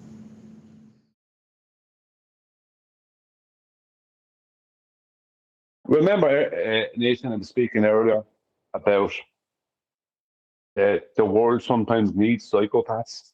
Sometimes people need them. They need that person who's willing to do the thing, to pull the trigger or do the thing. They need that person because they can't do it. Sometimes they'll need it to do something like that, to solve a problem. You need someone who's willing to do those things. They're the people that, they're like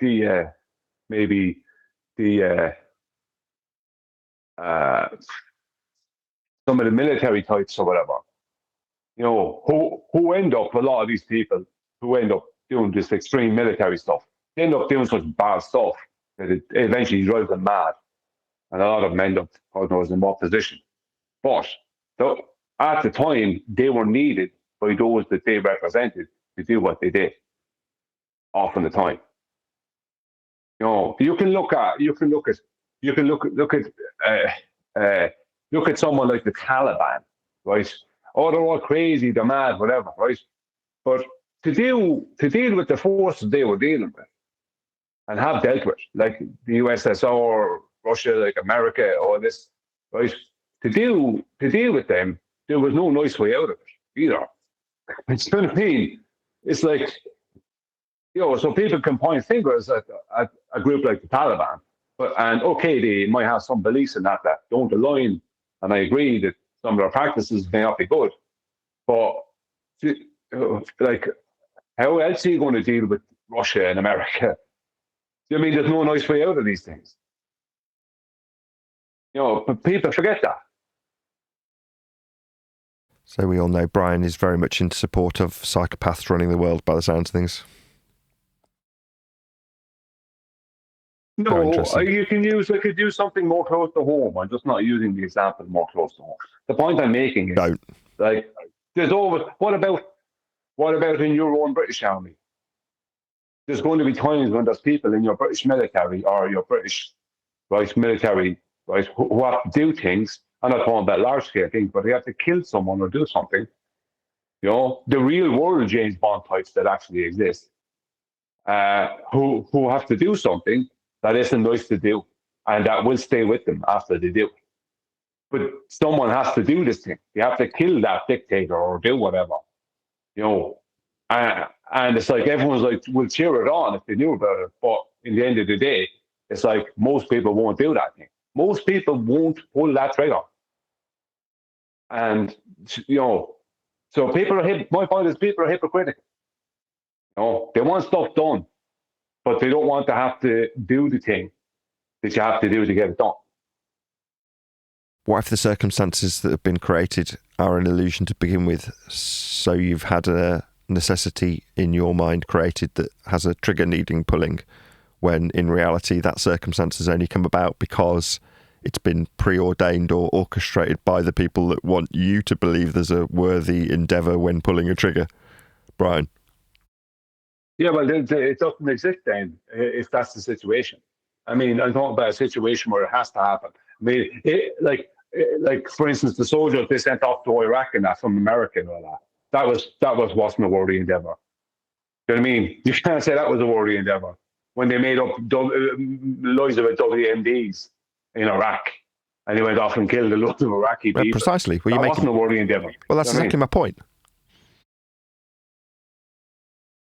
There's always going to be an illusion. It can be used. It can, obviously, people can be like you, and it can be used against people, and people can be sent off to do stuff that is not necessary in any way, or right? There's no reason for it. That's straight out wrong.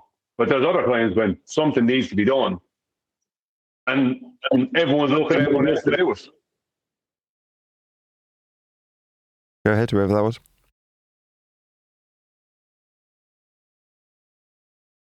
Someone trying to get a word in through Brian? Clearly not. Right, I've got a couple of choices. I can either stay live for another 10 minutes and see if any brave souls want to discuss how they believe Earth's a sphere, or we can round out and move into the after show.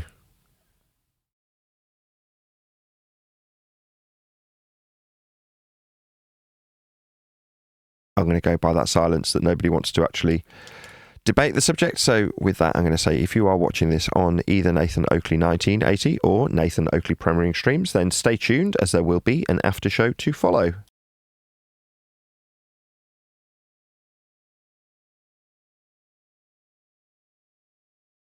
Good stuff. Yeah, that was a good show. Wasn't very flat earthy, but fine. Occasionally, that's okay. I thought we were going to continue on with the conversation we had at the start. We are. What I find about stuff like that thing you shared about with Orwell and that girl and whatever, that kind of stuff just makes me angry, and I can never make clear statements because it's making me angry as I'm thinking about it. I can't get my point out there because it's making me angry. It's that type of person makes me angry. Maybe it's because I'm hearing things because of our accent that you maybe not hearing. Like, I kind of know who I'm dealing with. I don't know. Yeah, I really didn't get that. I mean, I wasn't going to highlight it on the live show, but what exactly about some seemingly harmless Irish girl makes you angry with her? I don't really get it, Brian. Because I have met her type many times, the intellectual type, where their intellect goes nowhere. You know what I mean? They talk about what did happen. You know what I mean? It's like, yeah. And they talk about what is happening now, but not the most important thing. It's just like, what is even the point? Why don't you just go back to, put your face in the ground eating carrots? Like, what is even the point? For me, something has to have a point. You know what I mean? If you like kind of random intellectualism for no reason. To me, that's people who write books that really don't matter and that read books that really don't matter. I never read any of them books, and nor will I. I don't. Do you know what I mean? Like people start because often with books, people's opinions that you're making. Someone else is making your opinion for you with certain types of books. I have a lot of issues with the word and a lot of issues with the claimed intellectual world. Because a lot of it goes nowhere. It wasn't too long ago, Nathan, that people would have seen a lot of people in this arena, Einstein and everything he put out there was intellectual and meant something. It meant nothing. It's a nothing. He was a messer. He was a chancer. Whoa. What did it mean? Here, boy. Here, boy. Here, boy. There, boy. There you go. What did it mean? What did it mean? People consider that intellectual. Come on, boy.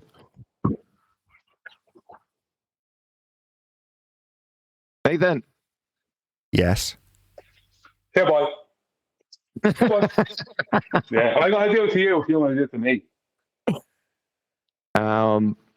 Please check Supreme Council right now. Okay. I'm just making a thumbnail. I can't do it this second.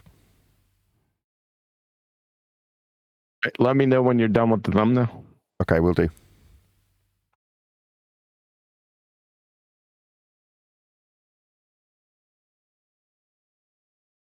That's one way to completely kill the conversation. Well done, QE.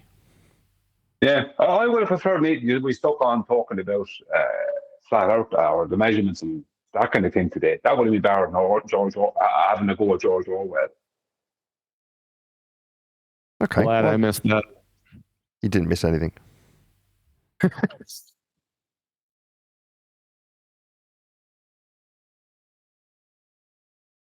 Yeah, but you have a problem with today's intellectuals, Brian. I have a problem with them in general because most of the time it doesn't. It's like, what's the point in you? Most times it doesn't lead to anything. There's no progress made in the world. What about PhD Tony? I give him a pass.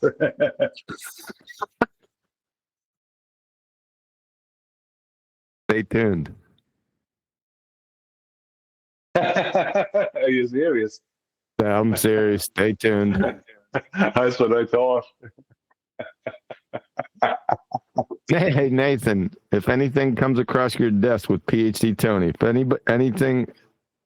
any little thing, do not cover it. Why not? I will. Oh, you're gunning for him at the moment, are you? I'm not gunning for him. I just want to make sure that I don't get cock blocked.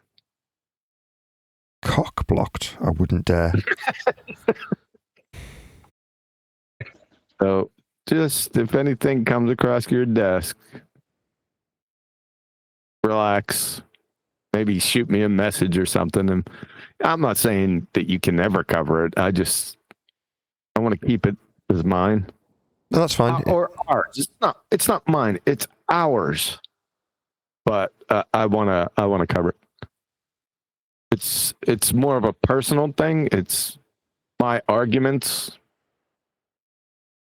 I can't give you. Somebody's using my arguments or against Tony and Skeezer we're going to see Skeezer, or we're not going to see him. We're going to hear him again. Thankfully, we're not going to see him again. We're going to hear Skeezer again too. But I feel it's my duty, since somebody's hijacked my arguments and using it against them. How about that? Is that a good reason? Yeah, I've just read what you put in Supreme Council. Yeah, no worries. We good? Yeah, that's fine. Okay. I mean, you'll have to remind me because I'll probably forget, but yes, that's fine. Oxford Union. Useless intellectualism. What is the point? The Oxford Union. What's the point of this? What's being changed by any of this? You know, ask any of them about Einstein. They'll go on about a heap of rubbish that means nothing. Because everything that Einstein said meant basically maybe not everything he said, but not everything he said, but what they credited him for. A big heap of nothing. And they want to spend 2 hours having this intellectual debate about something that's not even intellectual. Right? What's that story? And not a debate. Exactly. You know, I don't get it. I don't know what you're talking about. I'm coming late to the conversation.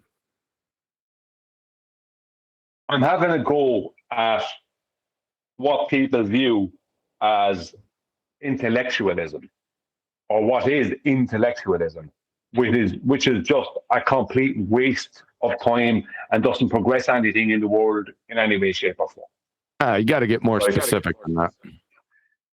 People waxing philosophical, that kind of stuff, right? That's copyrighted. Yeah, well, you wanted me to give you something that you'd understand straight away. It's like you go to the Oxford Union and you ask anyone in there about Einstein, and they'll revere Einstein as this super intellectual, as opposed to someone who's just a bullshitter. Do you know what I mean? Like, they just can't call it what it is. You know what I mean? And it annoys me.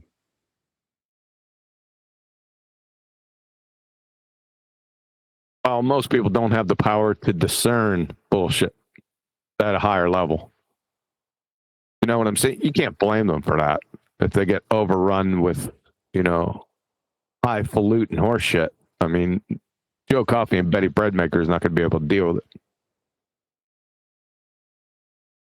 I can understand how Joe Coffey and Betty Breadmaker can not know the difference between bullshitter like Einstein and someone who's genuinely doing something intellectually to progress the world, let's just say, right? What would be a good example? Werner Heisenberg, right? He obviously, I don't know everything about Werner Heisenberg, but in my opinion, he didn't bullshit the world, right? Right? But, no, he's not. He's not a bullshitter. No. Yes, and that's the thing. And like it's the Witsits versus the nations. Do you understand what I mean? We're gonna be dealing with that again. I know that. Just to let you know. You know that. Dealing with what Witsit again? Maybe on a minor level. I haven't listened to everything, but there's a few peccadillos for you, I think. What's a picadillo? One of those things that stands out. It's like a burr. When you're walking through the woods and you get burrs on your clothes, and it's sort of like that. What, prickly little spiky balls that stick to your legs? Those things? Yeah. There's a few spiky balls for me to address. Okay. They're pseudo spiky balls, but pseudo spiky balls. Okay, makes perfect sense.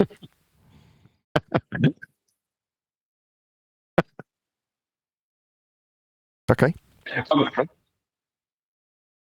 People make excuses for the Witsits and the Einsteins of the world. Now, Einstein's obviously I can't believe you just did that. Get out. Now, Einstein's obviously a lot better at it than Witsit. But the point I'm making is they make excuses for them when they're shown to be wrong about something, whatever. they go, well, they were just trying to do this or that. You know what I mean? It's like, but there's no making excuses. They were bullshitting. They were caught bullshitting. That's it. Right? You don't need to make it, but no, people want to make excuses. Because they were drawn into this rubbish. You forgot one. You forgot Einstein, Witzer, and Skeezer. Skeezer. Hey, look, I know that there are going to be some reviews, and if you guys happen to catch me talking about refraction a couple of months ago, I was experimenting. This sounds like you getting ahead of something here. What's going on, Eli? Yeah. What's going on, Eli? Pray tell. What'd you do? What'd you do? Like how I double triggered y'all? I'm experimenting. Now, remember, Brian, when I was talking about how if you take Google and you add the most extreme refraction, it doesn't help them and yada yada yada. I was playing around with that, but I stepped away from it. Aldo, that sounds absolutely fine. There's no need to apologise for that. There's more to this, or you wouldn't be preemptively apologising, Eli. Come on, spill the beans. No, that's it. I'm confident. Is that it? Well, you don't need to apologise for that. What'd you do? That was it. Nothing wrong with that. Look, if I'm doing something fucked up, I'm gonna go. No swearing. Yeah. No swearing. The difference between me and them, I'm gonna go. My bad. What's going on over there in politics? You rubbing their feet, making them hot chocolate? No. Keeping my standard. I haven't been reviewing that. My attentions have gone elsewhere. My targeting system will slowly turn back that direction, but not for now.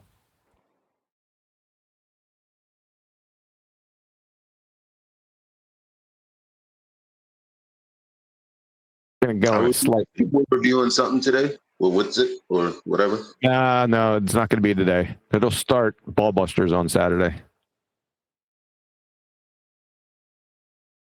I got accused of ignoring a globe proof in that Dr. Blitz's video. So as I was covering it, yeah, apparently there was something about airport distances, something like that. And the commenter was like, I think you deliberately fast-forwarded past those evidences because they were such a high standard that you couldn't overcome them. And I'm like, okay, I think you're a cuck and a coward because you haven't come on the live show and presented this to me. It's like, what are you doing? I don't know.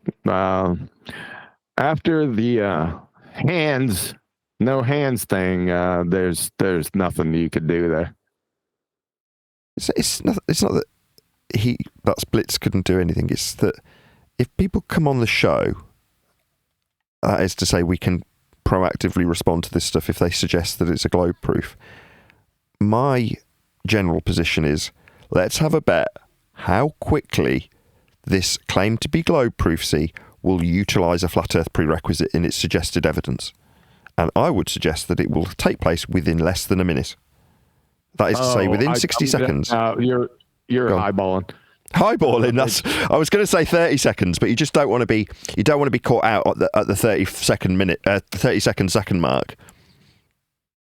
Yeah, it'll be with airplanes. Anything with airplanes less than 15 seconds. Yeah, it'll be elevation related immediately, won't it? Yep. Yeah, that's what I thought. If it's not elevation, it's going to be something. It's going to be something else. It's over in 15 seconds. Well, why don't we? Did you try to find it? Which video? Didn't you do another treatment? Was that Neil's video? I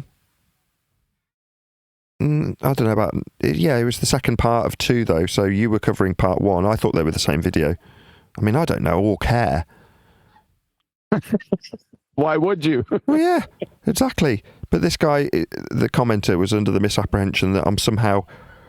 I don't know if it's projection or what you'd call it, but when somebody's like, oh, well, you obviously knew that was a really high standard of globe proof or you wouldn't have ignored it. And you're like, I haven't ignored anything.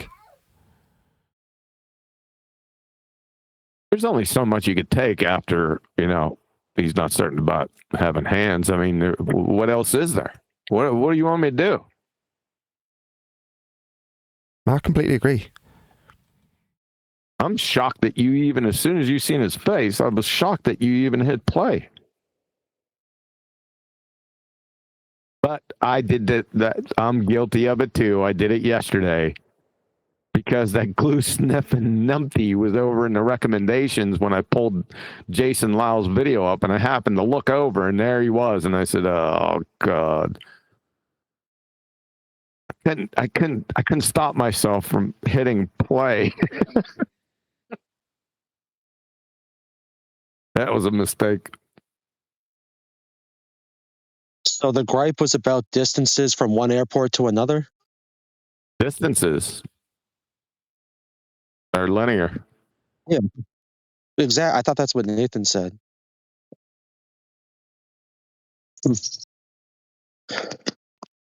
But if he doesn't know he has hands, how can he be certain of those distances? Exactly. Now, how can he be certain, period, about anything? Because he's a non-absolutist absolutist. Absolutely. Absolutely. I mean, you're going to have to find yourself taking that position and stance at some point if you're a globe believer, because you have to get out of jail at some stage. I could absolutely 100% bet the farm that this claim globe proof is just a flat earth thing. That they don't realize that they've hijacked. Yeah, I'm going to wax philosophical on you now a little bit. Do you find yourself feeling sorry for them now? Yes, I do. I know there's some empathetic souls out there. I'm kind of caught because I know most people don't think so. I'm quite empathetic. You hold it very well. An expert, you would say. Now, when it's warranted, right? Yeah, when it's warranted. The fact that you're asking means that you are demonstrating that fact by asking that question. So by saying, do you occasionally feel like you feel sorry for them? You could only have a certain degree of empathy to be able to ask that question in the first instance. So as much as I'm laughing at you for it, no, I do appreciate that you must have some degree of empathy to be able to ask that question. And yeah, I do feel sorry for them. Well, I'll give you not for everyone. That was more generalized because and vague, them. I guess if you can get, like, collectively, I'm sort of empathetic. I'm sort of empathetic. I don't know about that. But individually, it's kind of hard. When I talk about, I demonstrate my empathy for them when I talk about how they lose sleep, and that, I am privileged because I have people who will offer me mental support. That is to say, they're praising what we do here and value what we do here, and it's not going to relieve me of a lack of sleep that I'm experiencing, whereas our opponents could definitely use that kind of empathy but will never receive it. Do you know what I mean? So from that perspective, you're like, well, they're the ones who need help mentally because they're having to fight a losing battle and use our flat earth prerequisites to make their argument. Well, that's kind of sad and painful. What I say is this, right? Now, not all of them, right, but the majority of them that I have personally dealt with, they want you to be losing sleep. They want you to be in that position, and they will show you no empathy when you're in that position. That's fine. That's fine. They can do what they want. But my point being is that empathy should be a dish that's served after thought. You know what I mean? When it's kind of like when someone has shown that they are deserving of the empathy. It's like, how do I give the empathy to somebody who I know and will basically say to me that they will have no empathy for me and they only want the worst for me? You know what I mean? The first, That's the Dunning-Kruger talking, dude. You got to dig deeper than that. Not your Dunning-Kruger, their Dunning-Kruger. Yeah, I understand that. Like, I'll give an example, right? Recently, a guy came to my channel, right? Though he is just some soccer account or whatever. And first thing he started doing was attacking my accent, right? And then attacking, he left several comments on different videos. So obviously I triggered the guy, right? So I commented back to him, right? And I addressed the fact that he was having a go at me on my accent, right? Now, he didn't address that himself, but his comments kind of gradually became more having some kind of a debate with me, as opposed to outright just having a go at me at the start. Because he had to have a go at me. He has this issue with me because I'm pointing out what he doesn't want me to be pointing out. The things he doesn't want to hear. Well, and you being Irish. Well, yeah, but that me being Irish has nothing to do with it. The point being, I don't know. Yeah. Oh, yes, it does. Okay. He told me that, right, he was making it out that I was completely wrong about something. And I pointed out some stuff to him, and he came back to me saying, I figured this thing out, and you were wrong about such a thing, right? And I pointed out to him, but you didn't even know I was wrong. I pointed out to him that what he came back with me, he's wrong about. And I said, you didn't even know I was wrong when you were saying I was wrong. You know what I mean? It's like, so you didn't even know that if I was wrong or not. You were just saying I was wrong. It's like, now I take on board that this person obviously is not getting sleep at night because of this topic. This person feels the need to do these things, to first attack me personally, and then go out on a whim and say I'm wrong about something that he didn't even know and still doesn't know the full details of. It's like, I can have a certain amount of empathy, even though he attacked me. Let's just say, you could say, oh, well, I won't go into why he actually said that, but somewhat racially, right? I'm not, I have a thick skin, that kind of stuff washes off me. Because I know when I get that kind of thing happening, that obviously I'm having an effect on this person. And it's the things I'm saying, not me personally. So I can have that amount of empathy. But at the same time, would this person bury me first chance they get? Yes, very likely. So I have to be very stringent with that amount of empathy, with the amount of empathy, because you can end up, trying to be a nice guy. And that, where that leads to. So you're saying the fact that they are losing sleep over this is irrelevant to you because they'd bury you at the first opportunity, therefore you're not going to express that empathy towards them? Well, it's very difficult when there's so many of them that would absolutely bury me and to be quite happy to do it. And when they were in you know what I mean? Sometimes when some of them were in a position where they had an advantage, they were right about something, whatever, or they thought they were right, often the case, they were a-holes about it. They weren't just right and just okay. They were just a-holes about it when they thought they were right about something at times. And it's like, it's this personality problem they have, an attitude issue.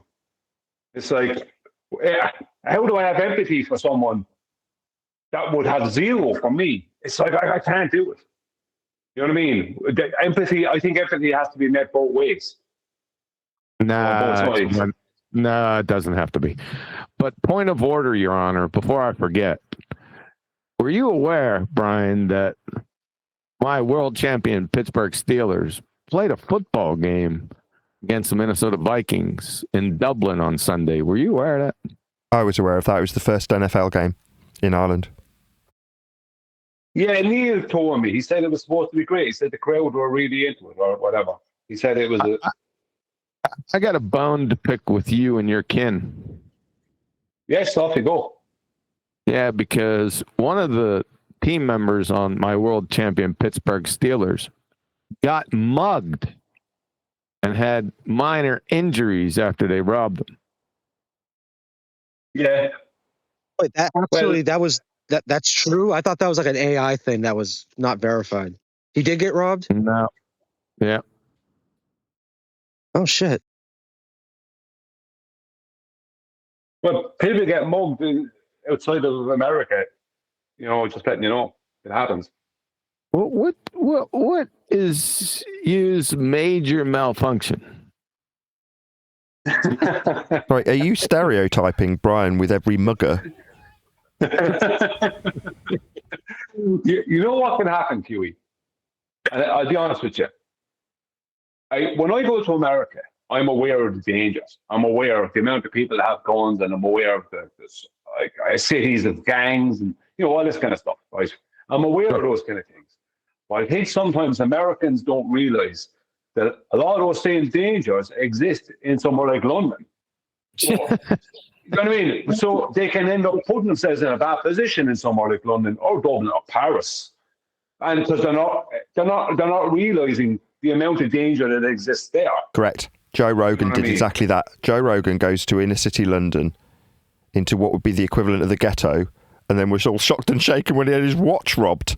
And you're like, yeah, you've gone to a council estate, and then you're wondering why somebody sees you in your really nice 30 grand watch and wants it off you.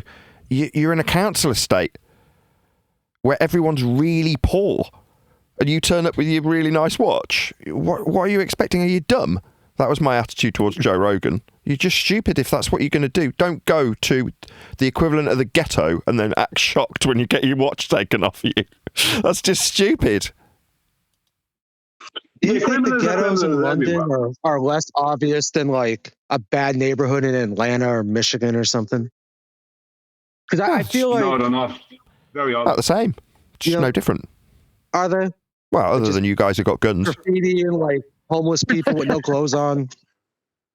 People peeing on the building and stuff. Yeah, when I was in Atlanta, there was parts of Atlanta that reminded me of parts of London in terms of the type of person that's just hanging around on the street talking to you because they want money off you. And you're like, yeah, this is just like any other big city. Yeah. What did you call it? Yeah, I got mugged in Atlanta myself. Hold on a second. You said a phrase. You said councilor state? Council. What does that mean? Council is like your local government here in England. That's the council. And a council estate is like a high-rise building potentially that's owned by the government and provides free housing. Well, not free, but very cheap housing. What you call projects? Call them projects. Is that what you call them, projects? The project. Yeah. Yep. I didn't know that. But yes, okay, it's the equivalent of the projects. Okay. So would you go in your Rolex to the projects? No. Right. That's what Joe Rogan did. No. I'm going to start calling them councilor states. That's way classier. Sounds nicer, doesn't it? Nah, projects, it sounds better because he's in a lot of movies. So it sounds better. Council estate is just like, right. Yeah, but I do think that's a bit of a thing. It's happened to a lot of Americans in Paris. They've gone to Paris, not realizing that Paris has got a lot of crime, and not realizing a lot of them have ended up in bad positions in Paris. Not so much in Dublin. Dublin not as like bad as Paris, but a lot of them don't realize the danger that exists in somewhere like Paris. Like, I can understand it though. See, this is the problem. You're coming from Chicago, right? You grew up in Chicago your whole life. And you go, well, I'm from Chicago, it's not going to be a problem to me, Paris. Not realizing is that, yeah, you might come from Chicago, but you didn't grow up in South Chicago. You know what I mean? It's like, that doesn't mean that you, and even if you did, that doesn't mean when you're in a different place, that doesn't mean you can't be targeted. You're not from there in the story, So I think people have a false sense of security. Sorry? So they're not from the south side of Chicago where bad Leroy Brown was. Yeah, bad Leroy Brown, exactly. The baddest man in the whole downtown. He's badder than old King Kong, you know what I mean? Meaner than a junkyard dog. Exactly, yeah. Don't get me wrong, there's certain people, fair enough, you can kind of put them anywhere, right? There's certain people, you probably, depends on what way they grow up, you can probably put them anywhere. But a lot of people forget that. Like, a better example than Chicago is Los Angeles. Like, if you go for your whole life in Los Angeles, the chances are you've never had to really deal with anything really bad if you come from certain good parents. You just haven't. Except traffic. In a way, it's like American exceptionalism. Like, our ghettos are way worse, so when we go to a different country, we're not going to think it's that bad, but you're still subject to the same type of people. But see, also, if you've like, never dealt with that type of situation, sorry, Bas. Well, I think another thing, I've never been to it like outside the United States, so I wouldn't know, but I feel like if I went to like Dublin or London, in the very back of my mind, all I'm going to be thinking about is at least there's not going to be any drive-bys and no one's going to try to like pull a gun on me. And then by thinking that way, it kind of lowers everything else, and then I'll forget knives exist. Well, that's not true either. Criminals are criminals. Criminals have guns. Like, the criminals in the United States, like, they don't have guns legally. They don't have like gun licenses. Like, they don't have that. The guy at the range has the gun license. You know what I mean? The gang members, they don't have any licenses for their guns. Like, they're all illegal. So illegal is illegal. That's what I'm saying. Like, there's some parts of London, maybe in that, like that wouldn't be a whole lot different in some ways than America. Like, there'd be a lot of guns available and stuff like that. Like illegal firearms, but it's the legal firearms. You know what I mean? It's like, I think the difference in America with America is that the guy across the road who's never done anything and was never involved in crime or anything, he has a gun, and if you annoy him or get onto his property, he could kill you.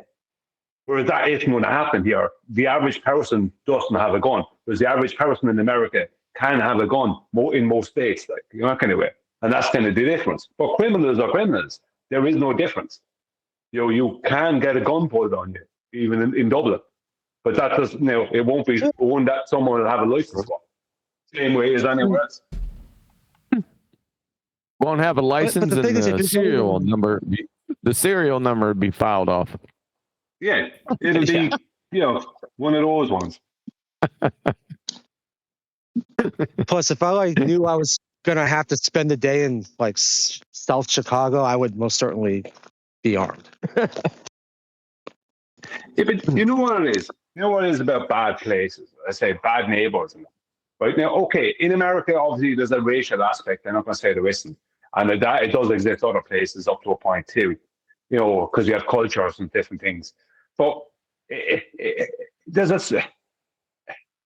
If you know how to deal, how will I explain? When I was in South LA, I got on with everyone I met because I had dealt with just people who have just blue collar everyday people. If you're not used to the blue collar lifestyle and you have dealt with your whole life with the blue collar situation, then you're not going to be able to deal with the blue collar situation anyway. If you've dealt with that type of life where where people are just getting by from paycheck to paycheck, if you even have a paycheck, that kind of thing, is like, you understand that. If you have that kind of understanding, you can talk to people like you would talk to them anyway. Do you know what I mean? And most of the time you'll be okay. Obviously, if you're not from there, you're a target, but most of the time you'll be okay. Whereas I would say I would have fared better than a lot of people from other parts of Los Angeles, in South Los Angeles, because I understood that lifestyle. I come from that, just from a different part of the world. Whereas there's other people in Los Angeles, and I know, because I saw them, they were driving past people fast in SUVs with darkened windows. Because they didn't want, it's like, I don't want to deal with reality. Do you know what I mean? These middle-class white women, and they're flying. Yeah, darkened windows just look cool. I think that's just because they look cool. I don't think it's because they're not trying to deal with reality.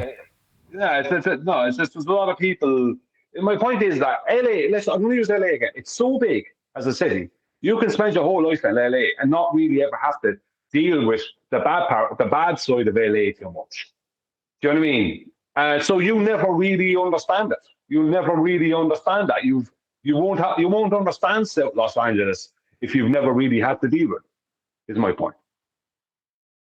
So it doesn't matter if you grew up there and lived there your whole life. You go to Paris, and you're as much a target as anyone, because you don't have any awareness. You don't have awareness around you. I don't know how to explain. I don't know what way the right way to explain it is.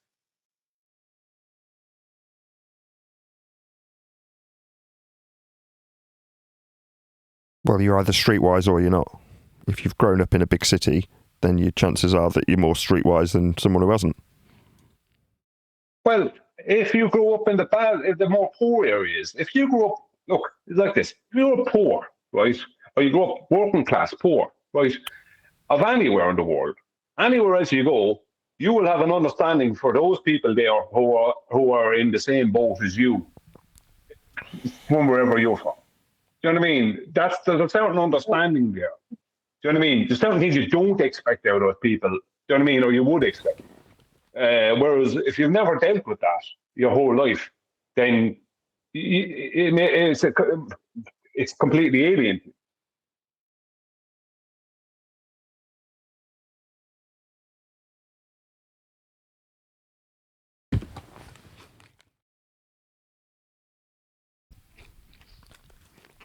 Man, I'm gonna have to look up what European ghettos look like. The ones in Ireland used to look really good years ago. As in good as in bad. Not so much anymore. They cleaned them all up now. But they used to look really, really bad years ago. You know, a lot of burned out cars and all that kind of thing. You know, like you'd expect kind of thing. But it's all cleaned up now. Because there's a certain neighborhood I have to cut through to pick my daughter up from school. And where I live in a very nice, relatively low crime area. Nobody bothers anybody. But there's one little neighborhood I got to drive through. It's like a third world country. Like people literally don't have doors on their houses. Like there's one house that does not have a front door on it. It just got a sign that says, "I live here. Don't pee in my living room." Like in his freaking yard. Like it's ridiculous. So I don't know. America's weird, man. Like you got such highs and such lows. Like some of the stuff you see here is just absolutely insane. Like people setting themselves on fire because they're on bath salts and crazy. Yeah, America is crazy. Like don't get me wrong, right? I'm not trying to compare apples to oranges. America is crazy, and there's some crazy people, and the stuff that goes on in some of the cities over in America is, and even some of the rural areas is crazy. Like, and I'm not trying to compare it, but all I'm saying is that, like, if you come from America, there's no guarantee that you're not going to run into trouble in Paris. Do you know what I mean? Because, you know, criminals are criminals, no matter what. You know? Yeah, because like when an American goes to Paris and gets mugged, it's like the most shocking thing in the world, but they completely let their guard down. So that's their own fault. I mean, just because you don't have naked homeless people in a shopping cart smoking crack, it doesn't mean that it's not a bad area. You know? Oh, you might have that as well. You might have that as well. I mean, crack addicts are crack addicts in Paris, like they are anywhere.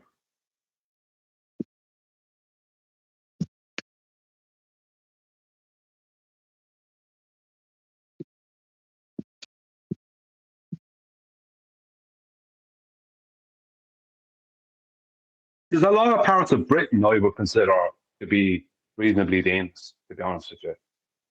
A lot of Britain has a lot of crime. A lot of cities that are kind of smaller cities, but they have a lot of crime and that kind of thing. And you know, I would consider Britain, you know, pretty rough in a lot of ways, to be honest. So an American could end up in some obscure part of Britain, not knowing what to make out of the place. You know what I mean? And they're a target. Yeah, I feel the same about Ireland. I just see Ireland as a shithole. There was a stigma at one time, obviously, with Ireland. It's not true. Ireland's really beautiful, actually. It's yeah, but it is. Even Tinfoil Hatman, when he was here, he was surprised at how well everything was taken care of here. You know, like he was surprised at how clean it was and that kind of stuff.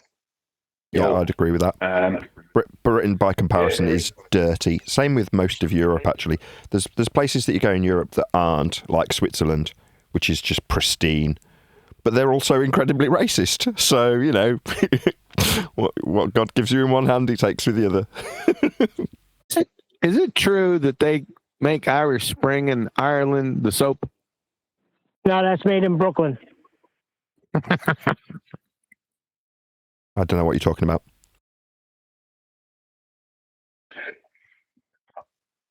It's an American brand of soap you use in the shower.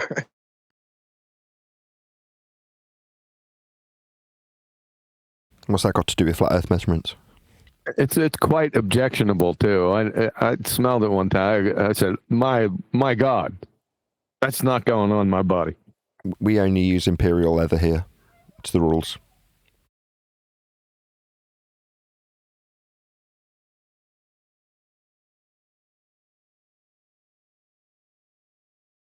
It's our only comfort in life, in fact. I would say most people would like Ireland, no matter where they come from. And why I would say that is we don't have, okay, some places there is some crime, but generally we don't have the crime like they would have in America or like that, right? So that's a bonus. We don't have all that. We do have crime, but not to that. No. Actually, it was worse years ago, I'll be honest with you. But the thing about Ireland is that, with the exception of the weather, generally, even though people do somewhat complain about immigration and that, people kind of get on with it, and they just kind of accept people for who they are and where they come from eventually. Yeah, Irish hospitality. Irish hospitality, right? Yeah, even though that has kind of been strained now with all the immigration, I say. But generally, what I found is that people who've there was one guy I was talking to. Oh, I can't remember where he's from, but he lived in Oakland, California, and he lived in LA and some other places, and different parts of the world. And he said to me, his pharmaceuticals there in Ireland was the greatest country in the world, and he listed off reasons for it. And there was a lot of, I think it's kind of like I don't know what it is. There's an attitude issue maybe that heads it. And I just think, you know what it is? I don't know if you can be as down and out in Ireland and no one care about you whatsoever as much as in other countries. Like, if you're down and out in America, nobody cares. You do not want to be in that position. There is no hands up. There is no one there. Like, you're not getting help. Do you know what I mean? Like in somewhere, like whereas that in Ireland, we have a lot of homeless people, all right, not to the same degree as America, and it's kind of a growing problem. But there's a bit more help there for people who are homeless and stuff like that. You know what I mean? I just think there's a certain kindness there that isn't prevalent in other places. As I say, like if you're homeless in Chicago or something, I mean, how are you getting out of that? They make it nearly impossible. You know what I mean? Well, I don't know. As far as New York is concerned, like the homeless population is high AF, right? However, you take people that I know in my experience, and it's usually someone who ran into a bad situation. You go to the shelter, you do what they ask you to do, you get a voucher for an apartment in like less than 2 months.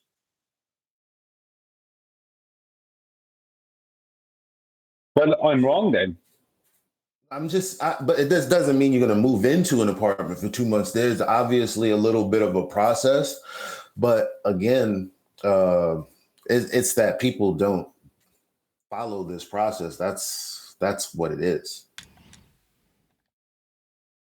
So what I would say about it is, you have that 2 months to survive, right?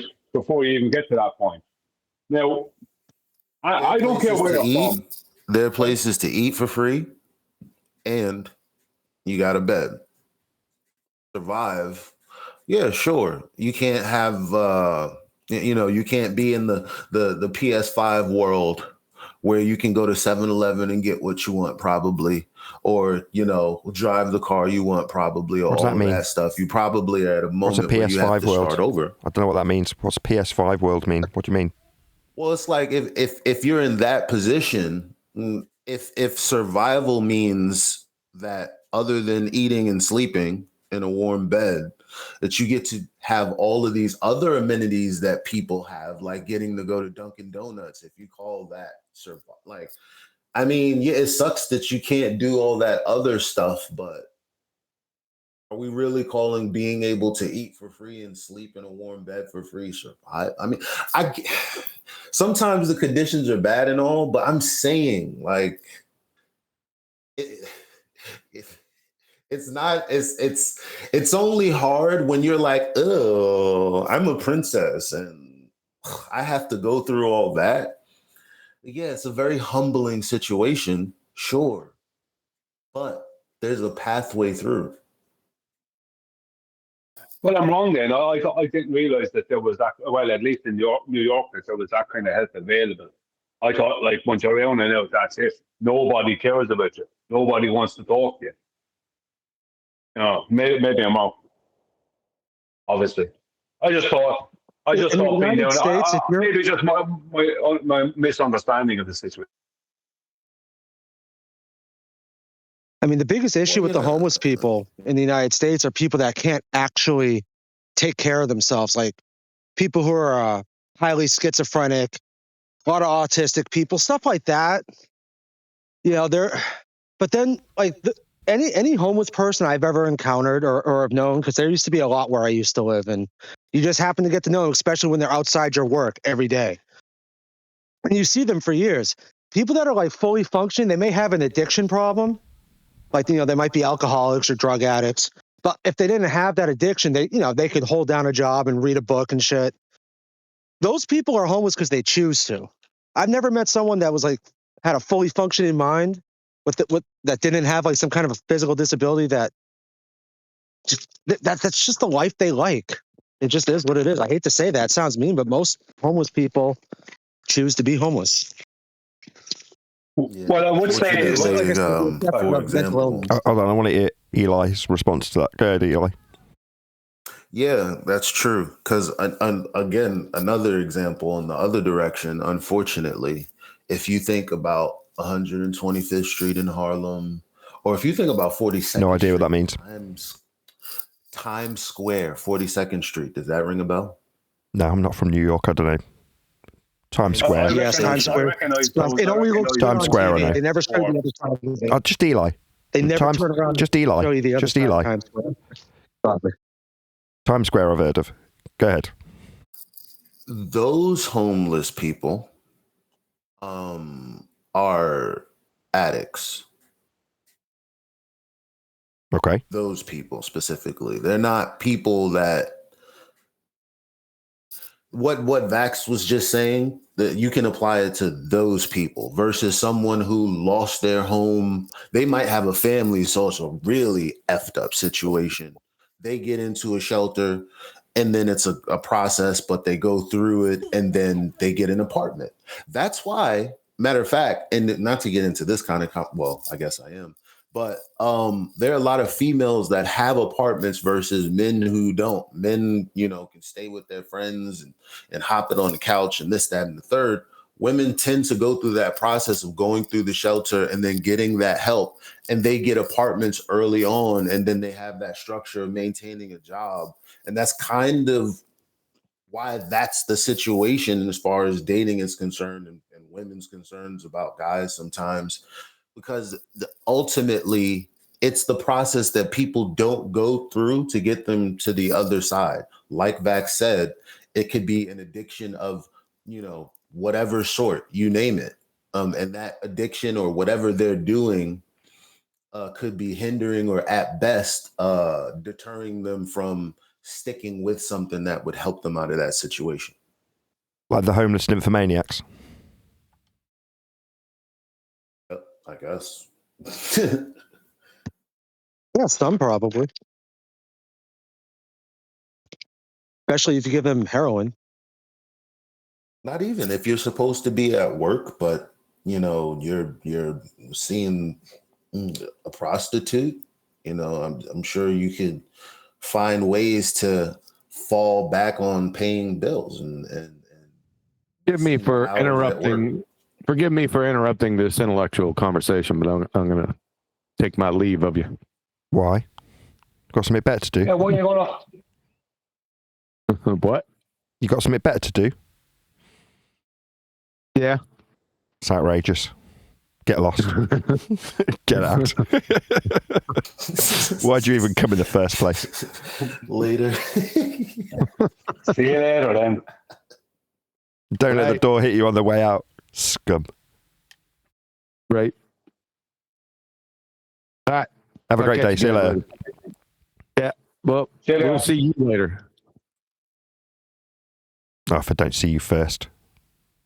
Uh-huh. All right. Yep. For anybody who asked, 10th Man is good. So a few people were like, oh, you mentioned 10th Man, is he all right? Now, by coincidence, I hadn't actually spoken to him for a couple of months, so I sent him a quick message and said, how are you? Are you okay? The family good? He got back in touch and said, yes, family's good. I'm good. Everything's good. Just in case you were wondering.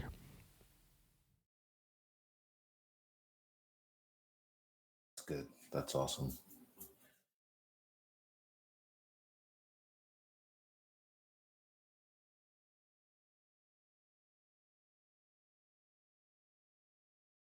I've postponed the 10 Man for a good while myself. No particular reason, just the way things go.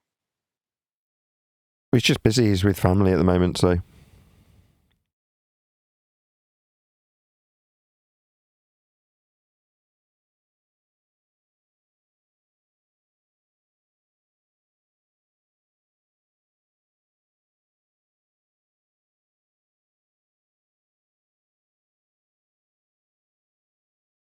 Who have we got left in G+? I'm still Me and Eli, anyway.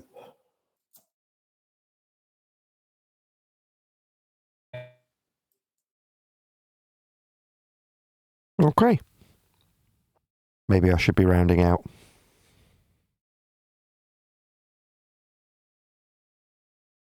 Yeah, one last thing, Nathan. Go ahead. Fisherman in a box. Fisherman in a box. One of the most intriguing parts of the live show today was that terminology, poverty tourist. I mean, you stopped it and said, that's interesting. I'd never heard poverty tourist before.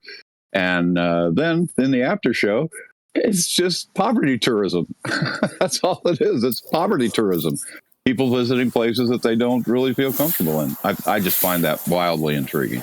Oh, yeah. I see what you mean. Like Joe Rogan going to inner city London and going, oh, look how rough it is. Oh, no, I've lost my watch.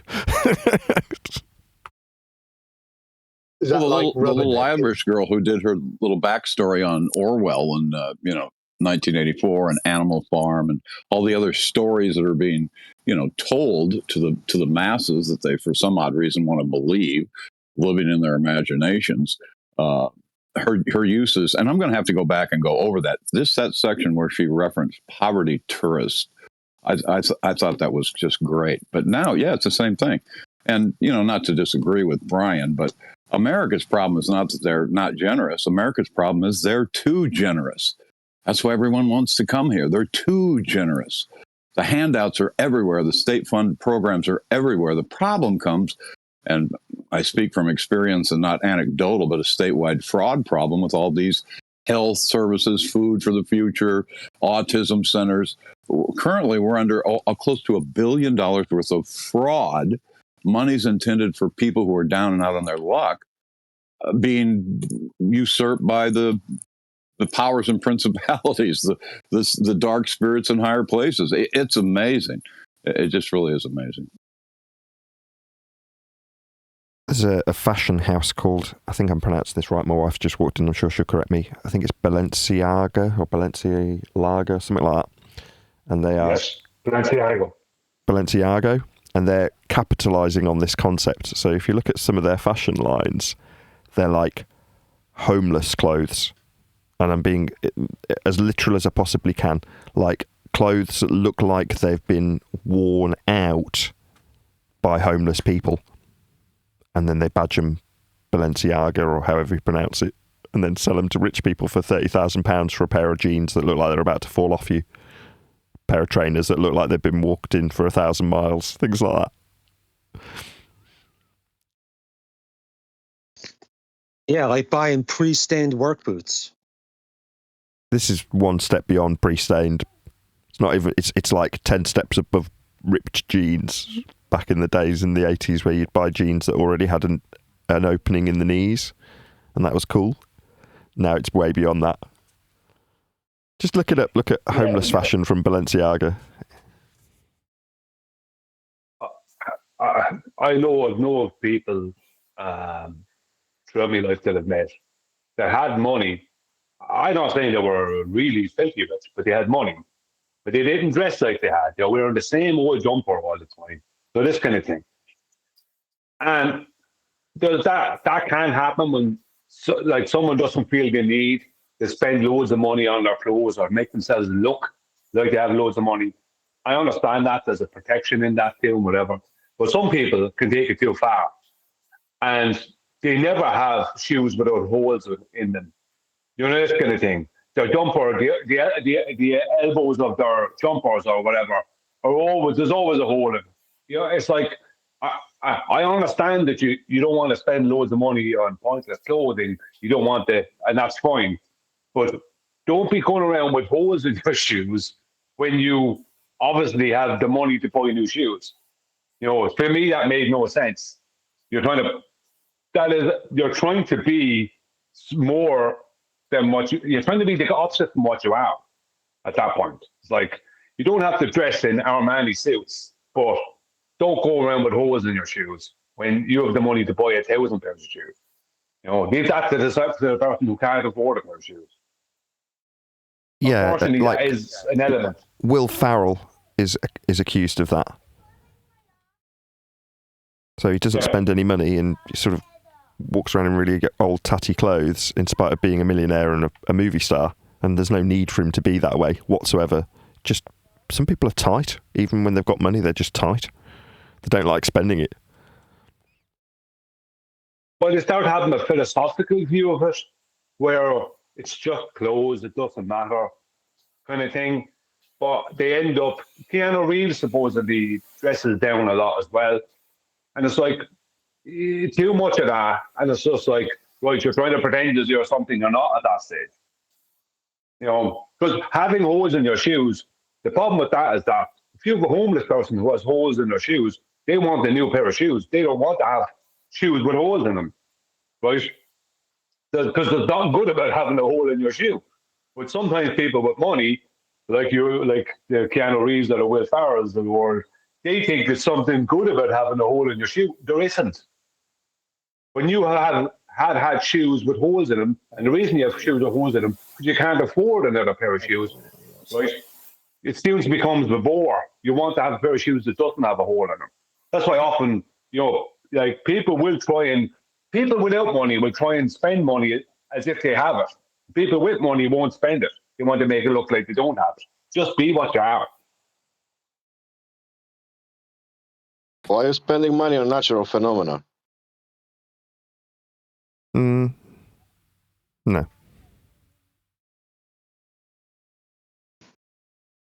And I just looked at those Balenciaga, can't pronounce it, whatever, the homeless fashion Balenciaga. Yeah, Balenciaga, yeah. They really captured the essence of being homeless. It was beautiful. Yeah, isn't it bonkers? But look at the price tag on stuff.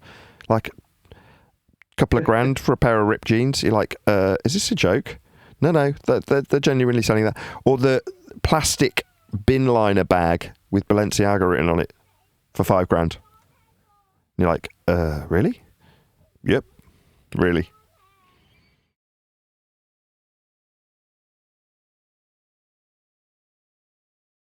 They got into trouble a couple of years ago, that brand, because they were making stuff for children's clothes that were obviously provocative for somebody who would be of that type of disposition. I'm not going to say it. You know what I mean? They were trying to they were trying to make the kids look like drag queens or something like that. This kind of thing, or strippers, or I can't remember the full details, but I remember there was a big outcry about it about 2 or 3 years ago. That particular brand, they weren't like kids' clothes; they were like weird clothes for kids. And there was a few department stores that got into trouble. What was it? Was it Target in America got into trouble as they were selling clothes like this for a similar type of clothing, like for kids in there. It's like, why are you trying to sell this rubbish? It was obviously an agenda, a weird agenda. What, sexualizing children with the clothes they're wearing? Yeah, like crop tops and things. Yes, really weird stuff. Yeah. I don't remember Target doing. I remember Celine Dion doing it with skulls and demons and things, and she had a whole line of clothing for kids. And you'd look at it and go, "Do I really want my kid dressed in skulls? What's this all about?" Yeah. See, I never noticed that in my Target. It might just be where I live. Sorry, but I thought it was the whole putting boys in like a Hello Kitty nightgown and stuff, and like targeting, like not targeting, but like targeting those female girl clothes to the same age boys. I thought that was the issue, but I never saw any of that. And then there was that whole bathroom thing that people were spazzing out about. But like I said, it's probably where I live. I live in a very conservative area, so that stuff really wouldn't be allowed. I don't think people would like burn the store down. I never saw it, but I mean, if I lived in Oregon, I may have. Yeah. Yeah, it may not be throughout the whole of the US, but I do remember Target getting into trouble because I remember some of the social media influencers attacking Target at the time, and Target had to take away the line of clothing.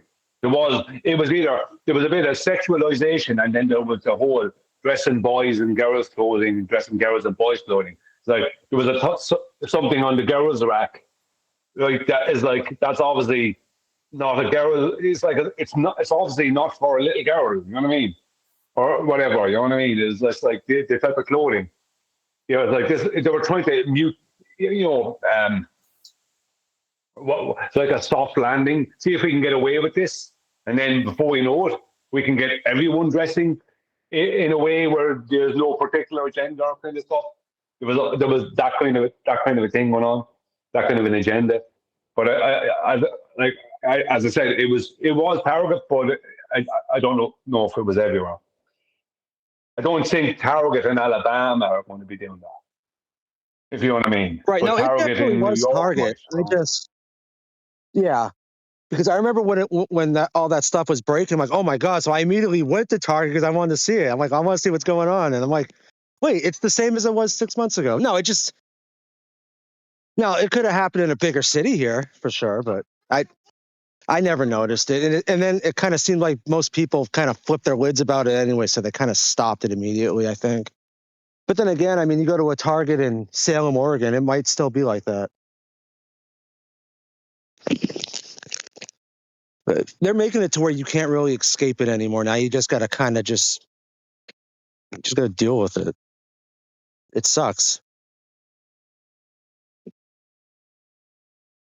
I mean, I don't see how people can't understand that when this is going on, whether it's sexualized clothing for kids or it's the meshing of gender clothing for kids, that your kids are being targeted by somebody with an agenda. I mean, why can't you see this? Parents are funny. It's like, why can't you see what's happening? Your child is being manipulated in some way. That you're not even seeing. I mean, why would you buy that for your kid? To wear. You know what I mean? Why do you even just allow it to be there? It's like, no. You can't allow that nonsense. Because it's an attack on the most vulnerable, which is the kids.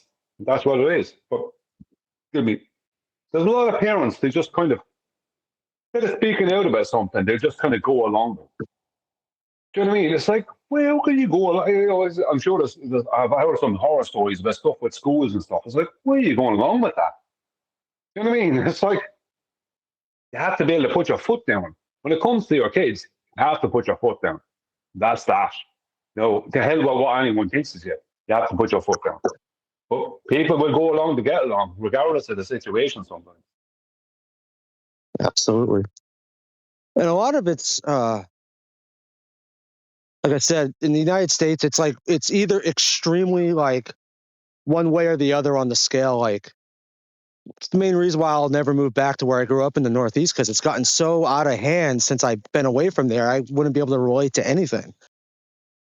But, a lot of these places where people just go along with it, it's just because, conformity. The nail that sticks up gets the hammer, it seems like. And I don't know, I'm lucky. I really haven't had to come across any of that. Like, it's all just kind of been like stories and distant lands of all these weirdos, and I haven't really had to experience it. So I feel pretty blessed. Ugh.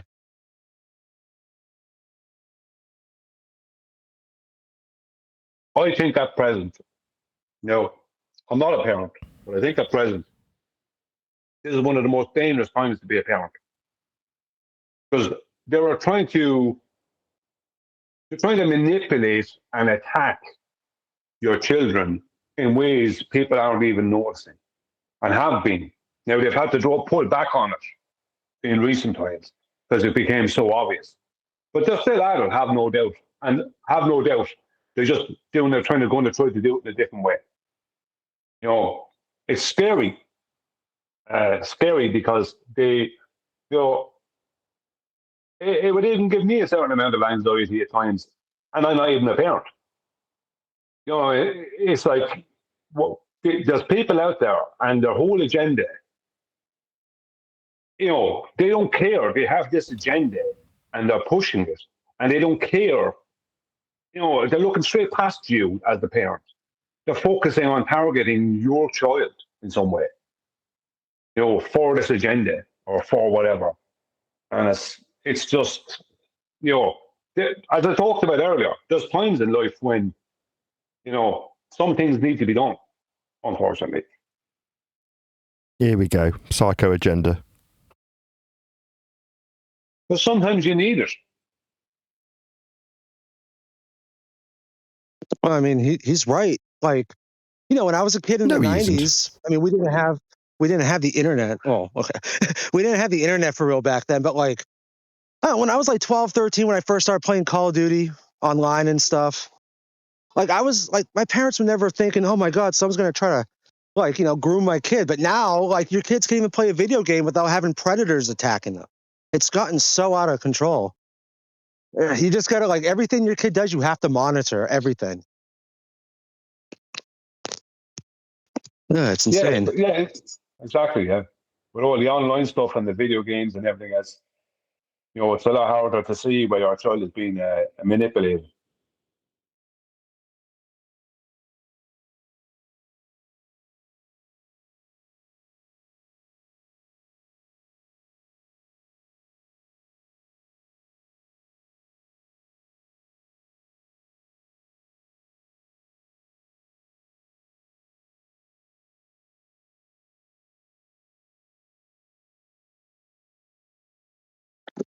It's funny, like, you can go on YouTube and type in like Call of Duty server 2006 and just listen to what the servers, like the people in between the games, are saying to each other.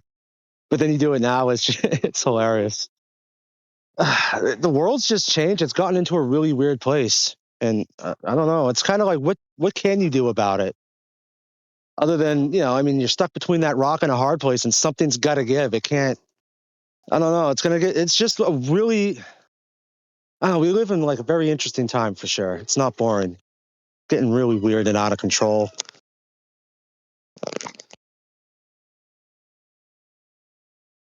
When it comes to something like online manipulation, it's very hard to deal with that. You might have to, let's just say, approach a social media company or something like that. But it's a big process. But when you see stuff in your local department store that's been sold as if it's some kind of children's clothing, and it's obviously got an agenda attached to it, right? That's a different story. You can actually go and face to face speak to the manager of that store. You know what I mean? You have at least a person. Online stuff, you don't have so much. It's an email to this, or you know what I mean? Some message to that, you know, bot or whatever. You know what I mean? Whereas at least when you see that stuff, you know what I mean? You can literally approach the department manager and say, "What is that about? Why are you trying to sell that?" You know what I mean? You can, you know, straight away you have someone who has to deal with you face to face. You don't have that online, so it's obviously a lot less controllable online.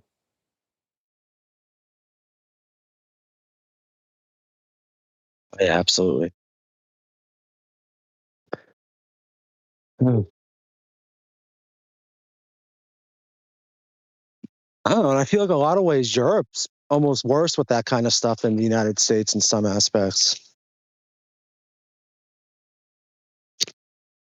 But then again, I mean, the United States, we're the front runners. We're the ones that kind of like push it on everybody, then everyone else follows suit.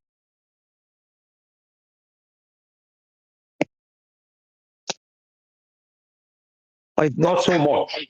Not so much. A lot of stuff actually doesn't start in the US. But when it does end up in the US, it's kind of pushed in your face, or it's publicized more, if you understand what I mean. I'll give you a good example. Right. Las Vegas was always called the city of sin, right? Because of gambling and prostitution and all the rest of it. These kind of things. When, you know, and then you have the legalization of marijuana, you know, this happened in you know, Colorado, you know, this kind of stuff, right? But that stuff has been going on in other parts of the world, just wasn't made a big deal of and wasn't publicized.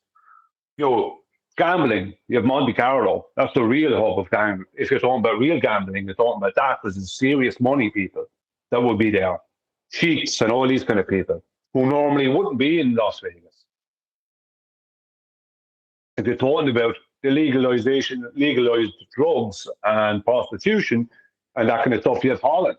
You know, in other parts of Europe, which aren't much different than Holland, you know, Amsterdam and all this. Yeah, you have other parts of, you know, like Australia, even when I was there 25 years ago, like prostitution in Australia was basically legal, and smoking weed was basically legal 25 years ago, you know, in Australia. Like when I say it wasn't legal to smoke weed, but no one's going to bother you if you were smoking weed. If you're just smoking it, you know, and there was even an area of Sydney where it was like basically Amsterdam, like coffee shops there. You know, not as open as Amsterdam or parts of Europe, but still, the point I'm making is, and even the legalization of harder drugs started in Europe as well.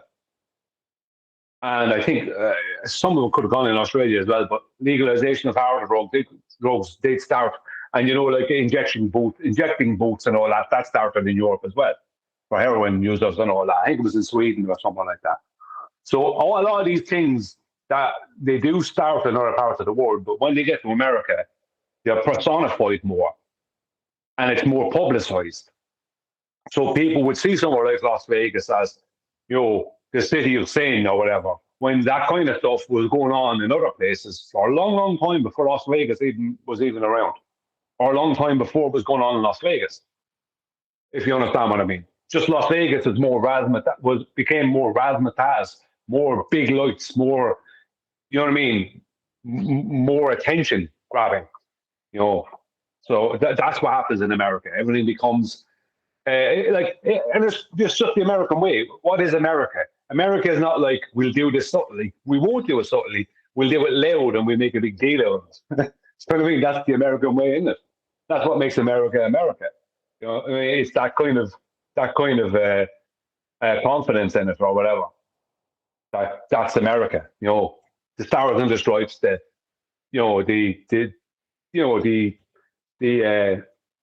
the big deal, the big, you know what I mean? Everything is like explosion and, you know what I mean? I don't machine gun, you know, everything is big deal in America. Everything is big deal in America. That's just the American way.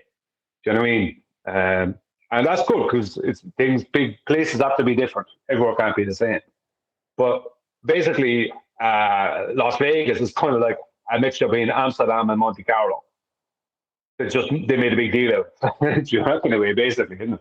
You think of it that way.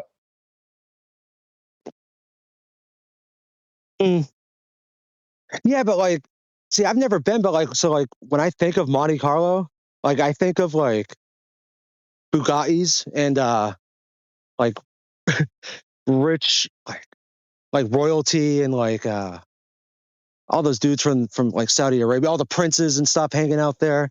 But then when I think of Las Vegas, I just think of some fat dude taking a dump on the sidewalk. Like America just has a way to make everything super scummy and gross.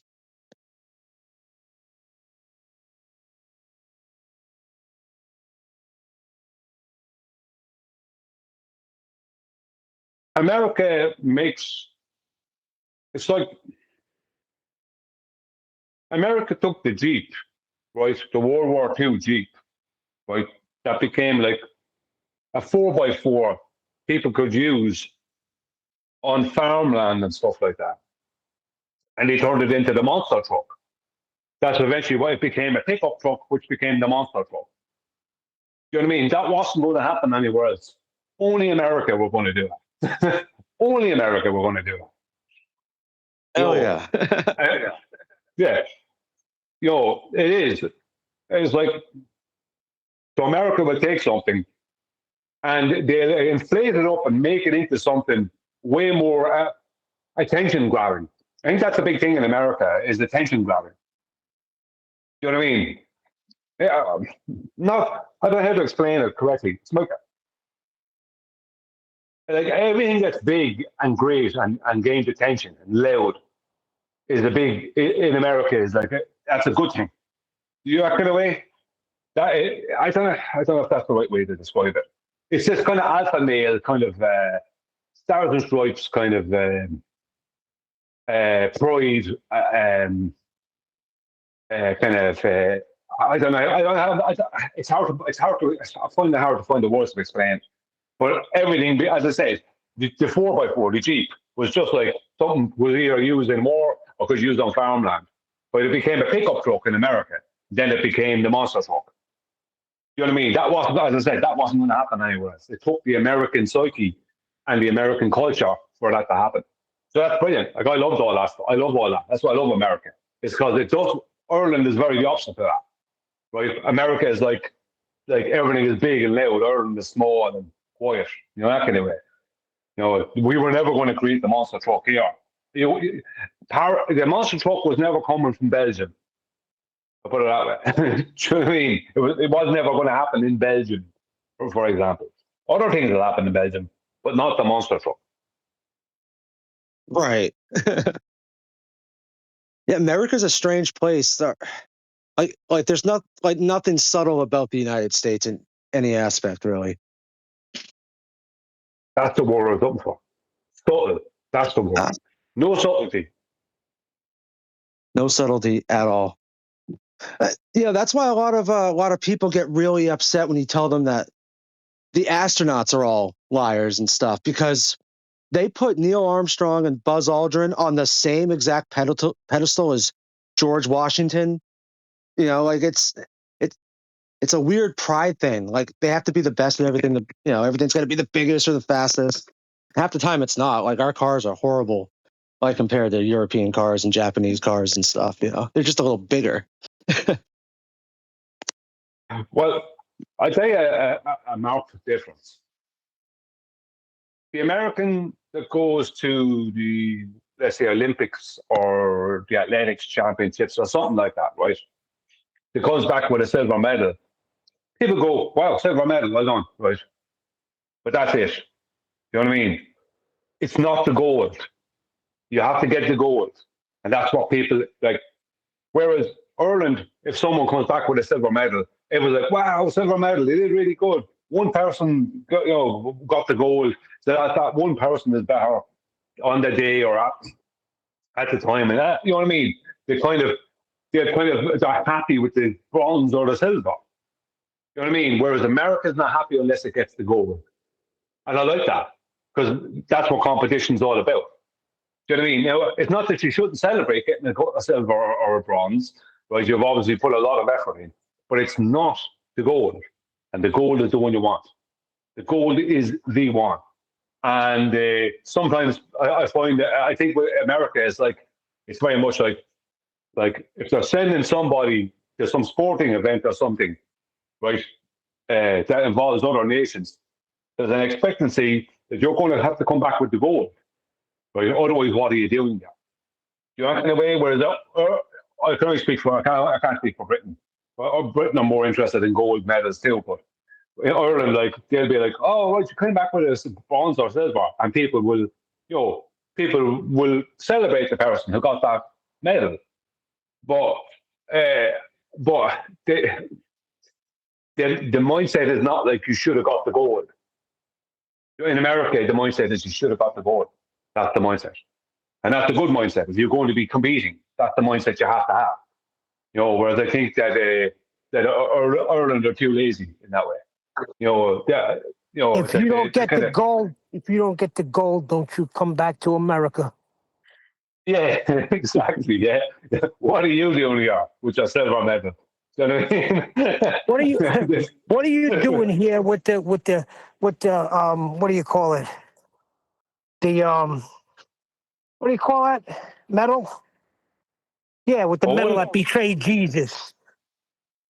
We don't want no silver here, Antichrist.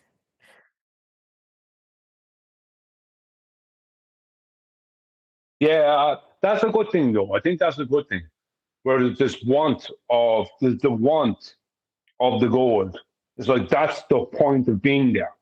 Now that can go to an extreme where you have someone like Lance Armstrong, who wins the Tour de France 7 years in a row or something like that. It's like, but he did it through the use of steroids. Point being is that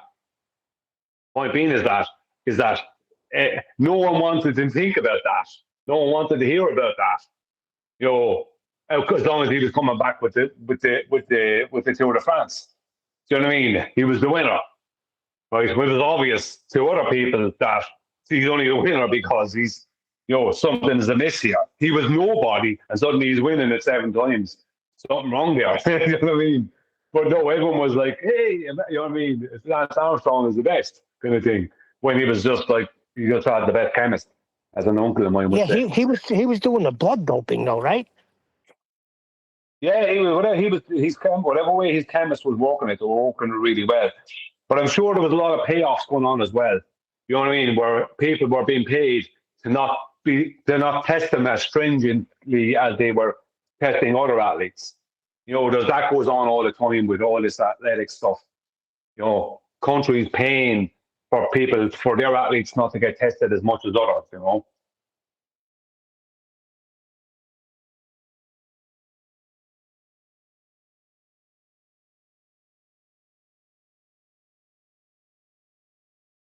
I remember when I was younger, my favorite athlete when I was very young was Ben Johnson, the 100-meter sprinter. But Ben Johnson was from Canada. Now, he eventually got done for doping, for having steroids in his system. And his argument afterwards, because I read an article years later, I was only very young when he was around, was that he maintained that other athletes were using the drugs too, but they weren't getting caught. And they weren't being tested as much, and the people weren't headhunting them like he was headhunted. And he reckoned he was headhunted because he was beating Carol Lewis, which he was. And Carol Lewis was the number one, America's number one at the time.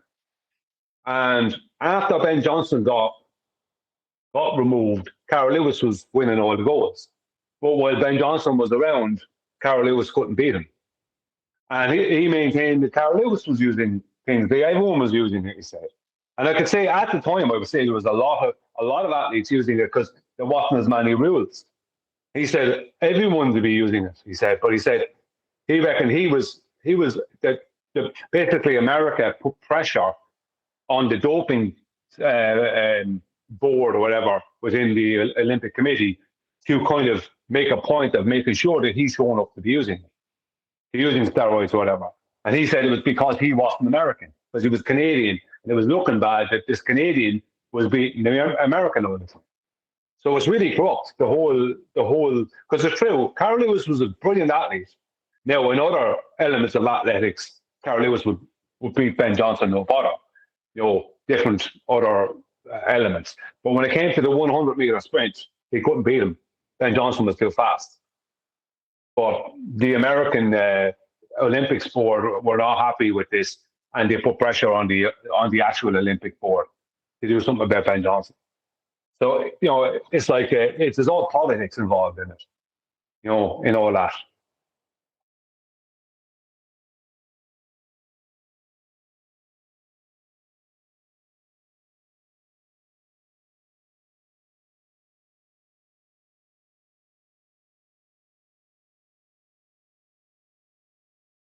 Have you seen what Dwayne "The Rock" Johnson currently looks like? No. He's obviously stopped taking performance-enhancing drugs, and he's lost half his body mass. So he looks like, I personally think he looks like a normal guy now, as opposed to something that's been inflated with a bicycle pump. But he just looks like a normal, regular guy. Yeah, if he was like just put clothes on and you not see his face, you wouldn't think he was anybody special. He looks normal. That's going to be super unhealthy to lose that much, because I feel like he was just big like 3 months ago. I don't know. Well, but he probably... I remember people. Sorry. Just say I remember people back some years back when I used to be involved in submission wrestling and all these kind of things. And there'd be people on the world stage and people I knew myself who would be built, muscle, built up, big chest, big shoulders, all this kind of stuff. And they're always raring to go. But then just suddenly they're in a competition or they're in something where there's tests going on or something happens, and suddenly they don't look that way. And they're not winning. That kind of way. Like there was two particular guys, I remember, I can't remember their names now, but they were two really, if you saw these guys now, they were really built strong. They're naturally athletic people anyway, these guys. So they would be naturally built anyway. But this was more of an extreme. These two lads were into submission wrestling, world championships kind of stuff. And what happened is there was certain testing started going on, and at the testing, they play at certain competitions, and they weren't turning up at those competitions. Do you know what I mean? It became very obvious that these guys were, you know what I mean? They always ended up in the final against each other. Why did these two fellas always end up in the final against each other? It's obvious. They're on the rise, on the enhancements in some way. And when they started testing at certain competitions before someone got to fight or whatever, suddenly they weren't at those competitions. I remember seeing an MMA fighter. He was only like a semi-pro or whatever, but he was winning fights and he was built, really built, and then there was some testing went on, and suddenly he just looked like half of what he used to look like, and he wasn't winning. Do you know what I mean? It's like, for me, that's pointless. For me, what is the point? Because if you win because of steroids or whatever, to me, it makes no sense. Like, you didn't win then. It wasn't you. Unless both of you are taking or something, the same things or something. But even at that, what's the point? You didn't win. You're not the winner. You only won because of the steroids. You got the advantage because of the steroids. That kind of thing. So I think steroids should be mandatory in American football. Yeah, a lot of people say that. Let everyone take them. Yeah. That would even it out. That way you wouldn't need testing. Everyone can use whatever they want. That kind of thing. Yeah. A lot of people said that about the Olympics as well for a long time.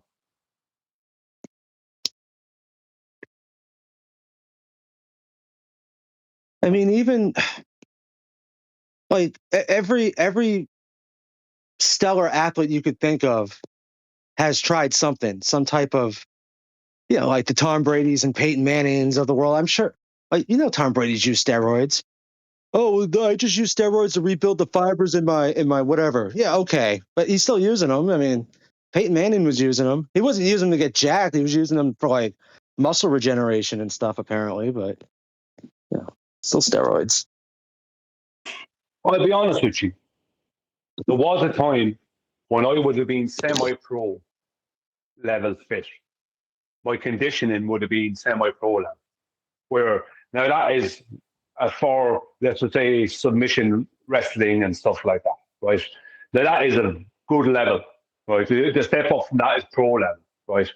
That means your whole life has to be given to it. Like the best you're going to do, if you're just doing it on the side, the best you're going to do is semi-pro. Right? And some of the people, as far as that conditioning level, as a particular conditioning level, and obviously the people I was training with, they had that too. A friend of mine was better than me, but it's like you get to a certain point and you're so fit, you're so fit, and it's like I don't know. It's like I can understand why people are drawn. I don't like it for a competition, but I can understand why people are drawn to the enhancement just to get that extra boost. Because it is a drug. Fitness can be a drug, in that kind of way. And physical training can be an absolute drug. And something that brings you onto that next level, I can understand why that's so appealing. I didn't do it, but I can understand why it would be so appealing.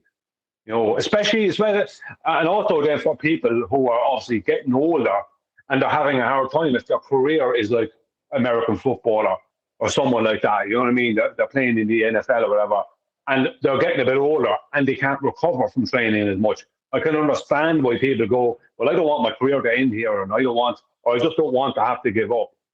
You know what I mean? I can understand then why some of those guys would want to start using, some enhancement, products.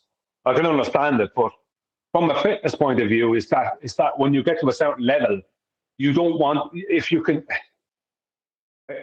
move up a level, if you can increase anything that would enhance your abilities, you want. Regardless of what it is, you want it. Like you're not going to be drinking and stuff like that. You're going to be trying to get sleep. You're going to be doing the right things to make sure you get the best out of yourself for that. For when you're training, especially if you're competing, for when you're training, you're going to want the best, and because everyone else is. You have to do it. Everyone else is doing it. So I can understand someone wanting that edge and wanting to. I understand it. I didn't like it, didn't do it, but I understand it.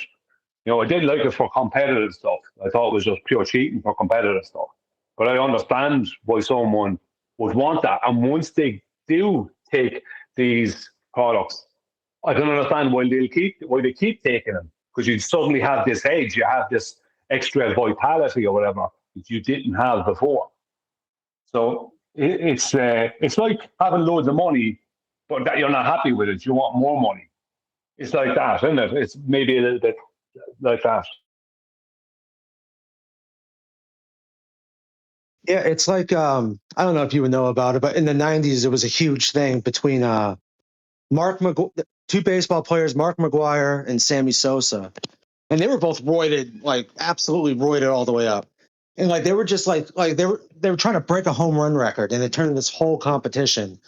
But then like when steroids became illegal and stuff, and they found out that they were 100% on it, it kind of because when I said steroids should be illegal, that was a little bit tongue in cheek, but I figured if they're professional athletes and they're getting them through their doctors and stuff, and they're they're not just buying it out of a bag, next to a dumpster, whatever.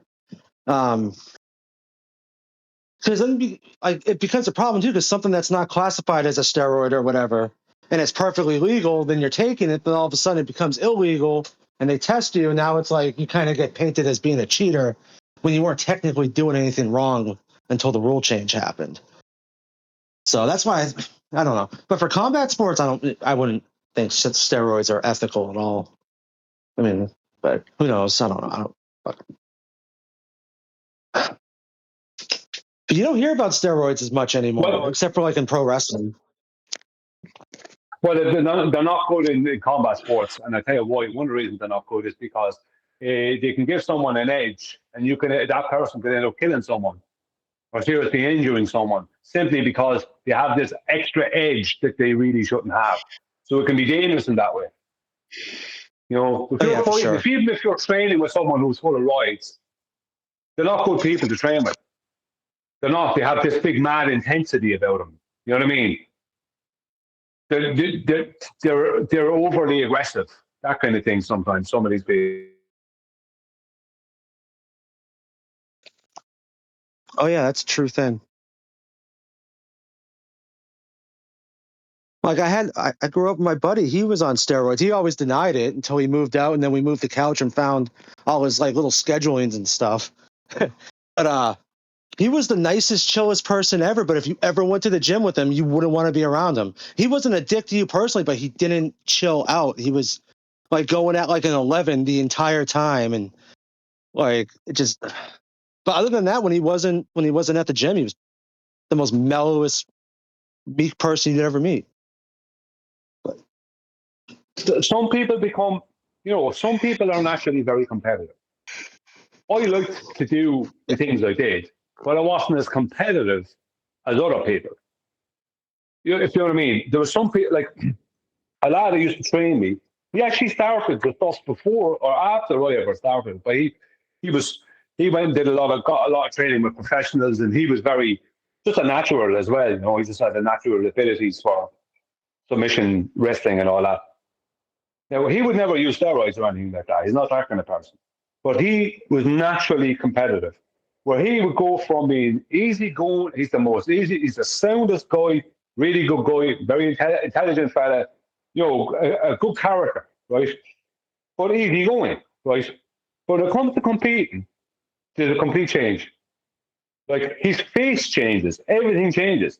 For him, for me to look like he looked like when he was competing, I'd have to be going into a war situation. Now, that doesn't mean that he would instantly be greater in a war situation, but I don't mean it like that. I just mean like that he naturally had this switch that he switched on, and he ended up winning world champion, winning some pretty big championships.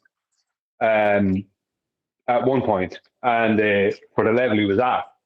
And I saw him. He was in Brazil at this Brazilian, Brazilian Open or something. It's a Brazilian Jiu-Jitsu thing some years ago.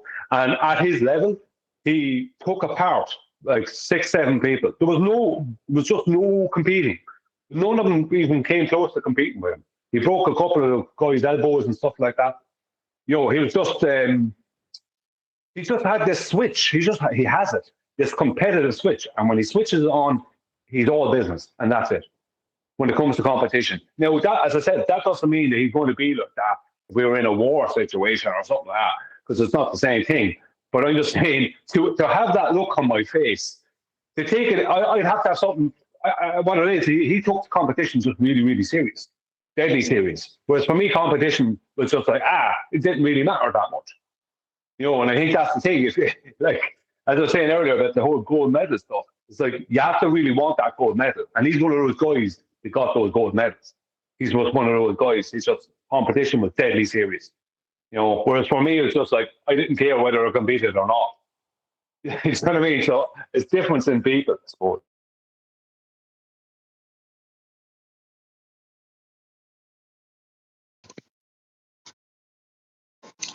Yeah, either you have the that killer instinct or you don't. I mean, in that particular field, I mean, you might get just as competitive about other things that might not even be athletics, but when certain people latch on to athletics, either they're good at, like, there are a lot of people who just have lots of natural talent and don't take it seriously.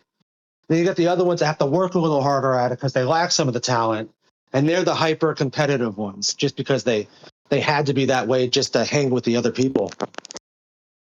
But like, I don't think steroids increases your competitive, like how much competitiveness you have, because I think that's just kind of something that's either in your nature or it's not.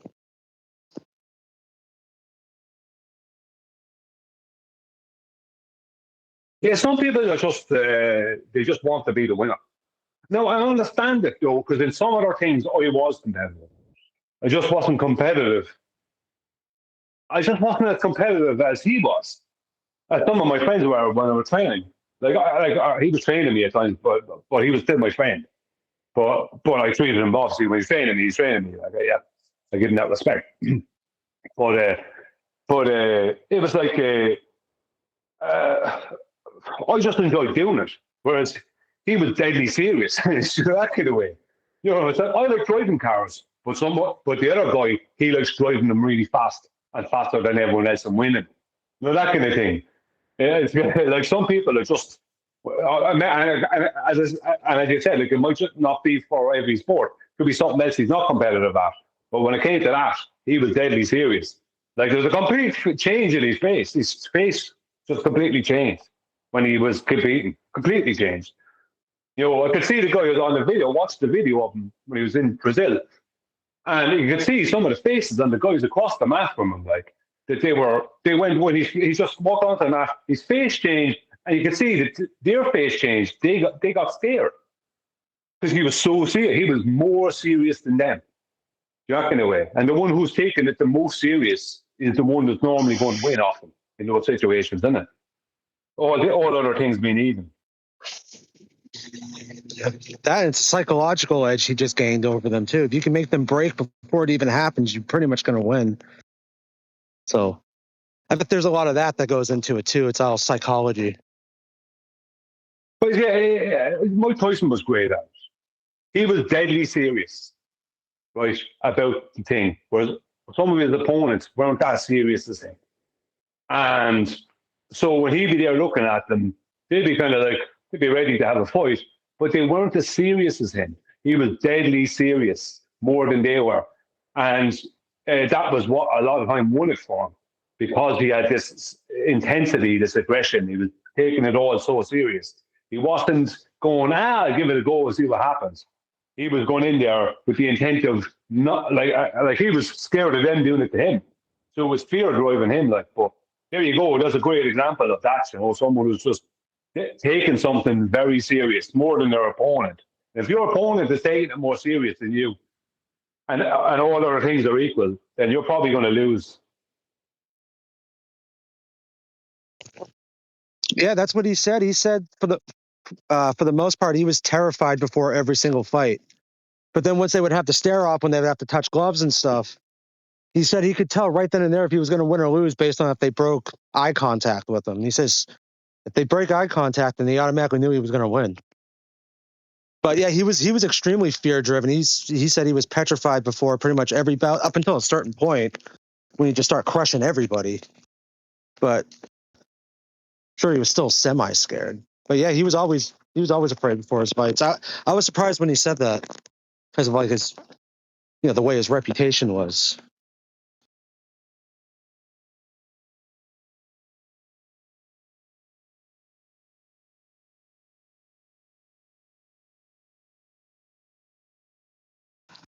He's definitely, man, he's one of the most interesting people you like when you listen to him talk.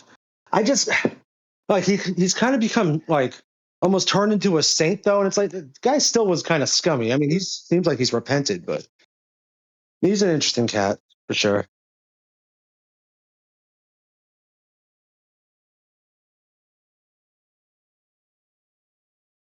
Well, I you know what?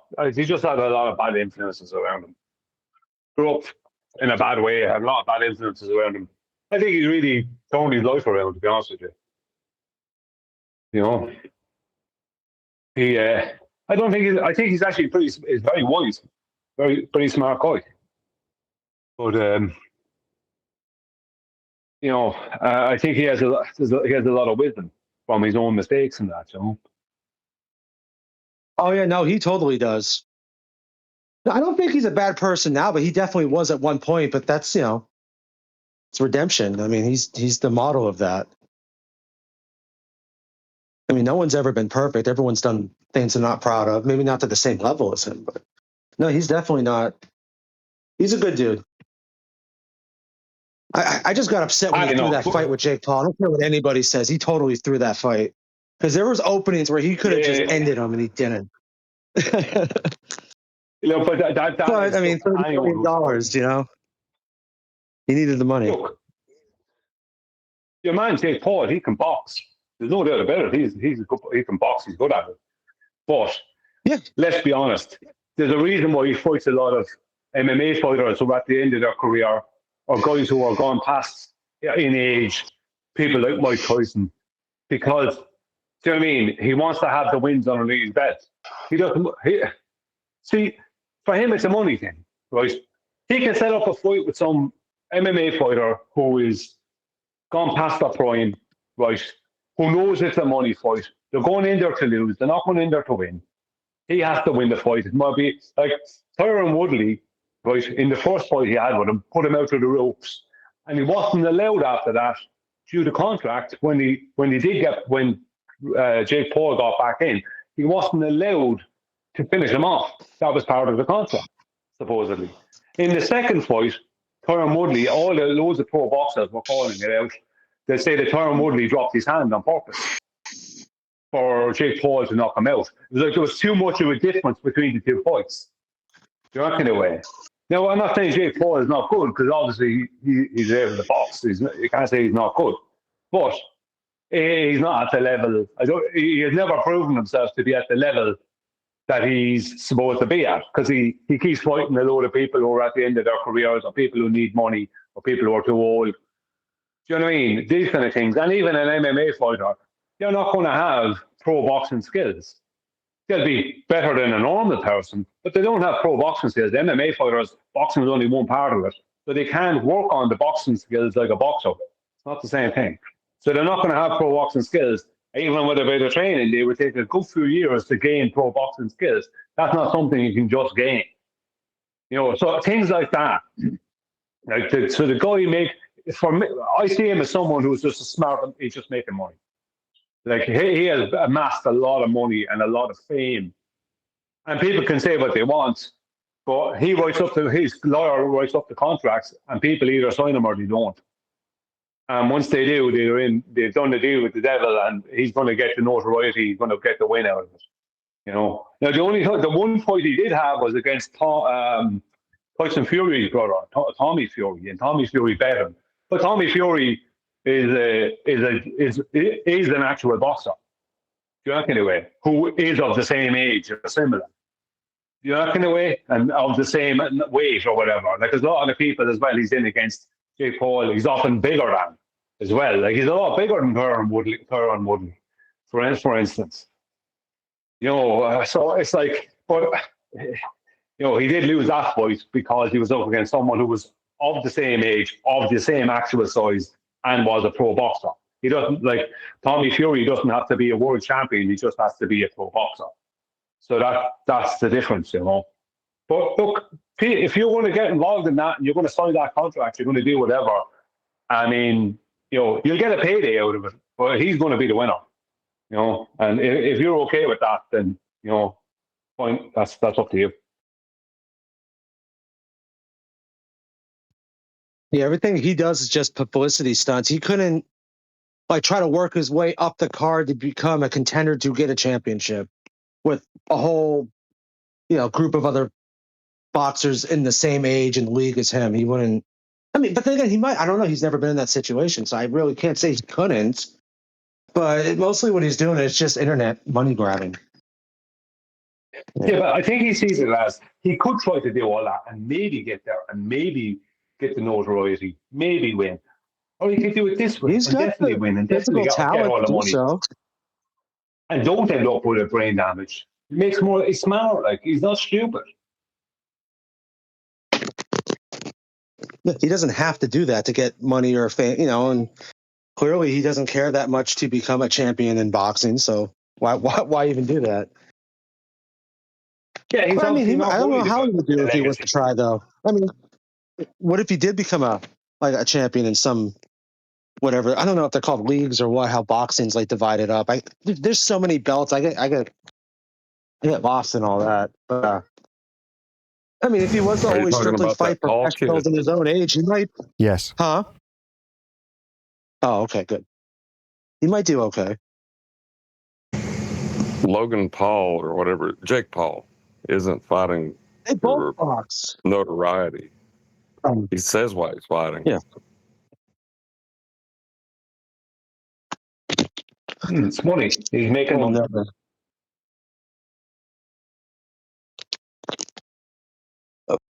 But I think he understands that, like, it's not so much that boxing is corrupt. The fans are corrupt. They'll accept corruption. And I think he's using that to his advantage.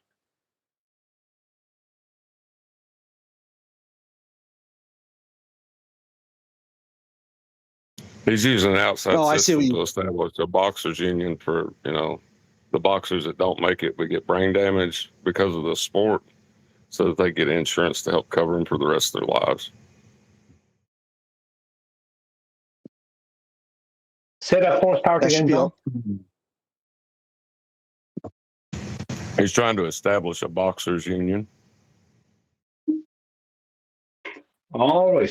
Yeah, well, he's doing something good for the sport then, because it needs that. Because there's a lot of boxers end up with being punch drunk and stuff like that.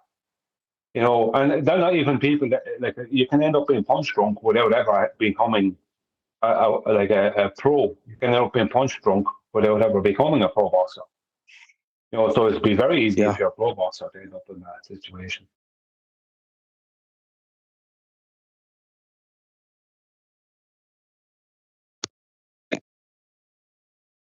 I mean, really, that should be for almost all contact sports anyway. Everything from UFC to American football to hockey. Like, if you're getting, concussed and stuff, and then you're no longer doing that sport, you should be covered by the sport you were playing. If you were, I guess you would have to be professional, maybe, but I don't know. Yeah, that should be in place already. Yeah, just because, like, the average football career is only 3 years. And if you never actually make it on a team, you're always just going to get a rookie minimum or then become a scout player. But you're still getting, so a lot of these football players, they end up completely broke 5 years after they're done playing. And then they can't take care of themselves anymore. I think a lot of them don't have any good money management. What happens is they get money when they're young because they're athletes. So athletic things are going to be a young age driven thing. So they get money when they're young. Like, they can afford a Bugatti when they're 18, 19, this kind of thing or whatever. And what can happen then is they end up not respecting money and not having good money management if they don't have good people around them. And they end up, when they do retire, they end up putting their money into things that are only scams and failures, all these crypto stuff, and buying into developments and stuff like that, where putting a load of money into some development, and it turns out that there was a bog underneath where the development was supposed to be built that nobody was told about. You know what I mean? This kind of thing, and someone's after running off with all the money. There's always some, because there's always vultures around looking to scam people like that. Or all their money was coming from sport deals that when they're retired they won't have. Things like that. So that's a big part of it.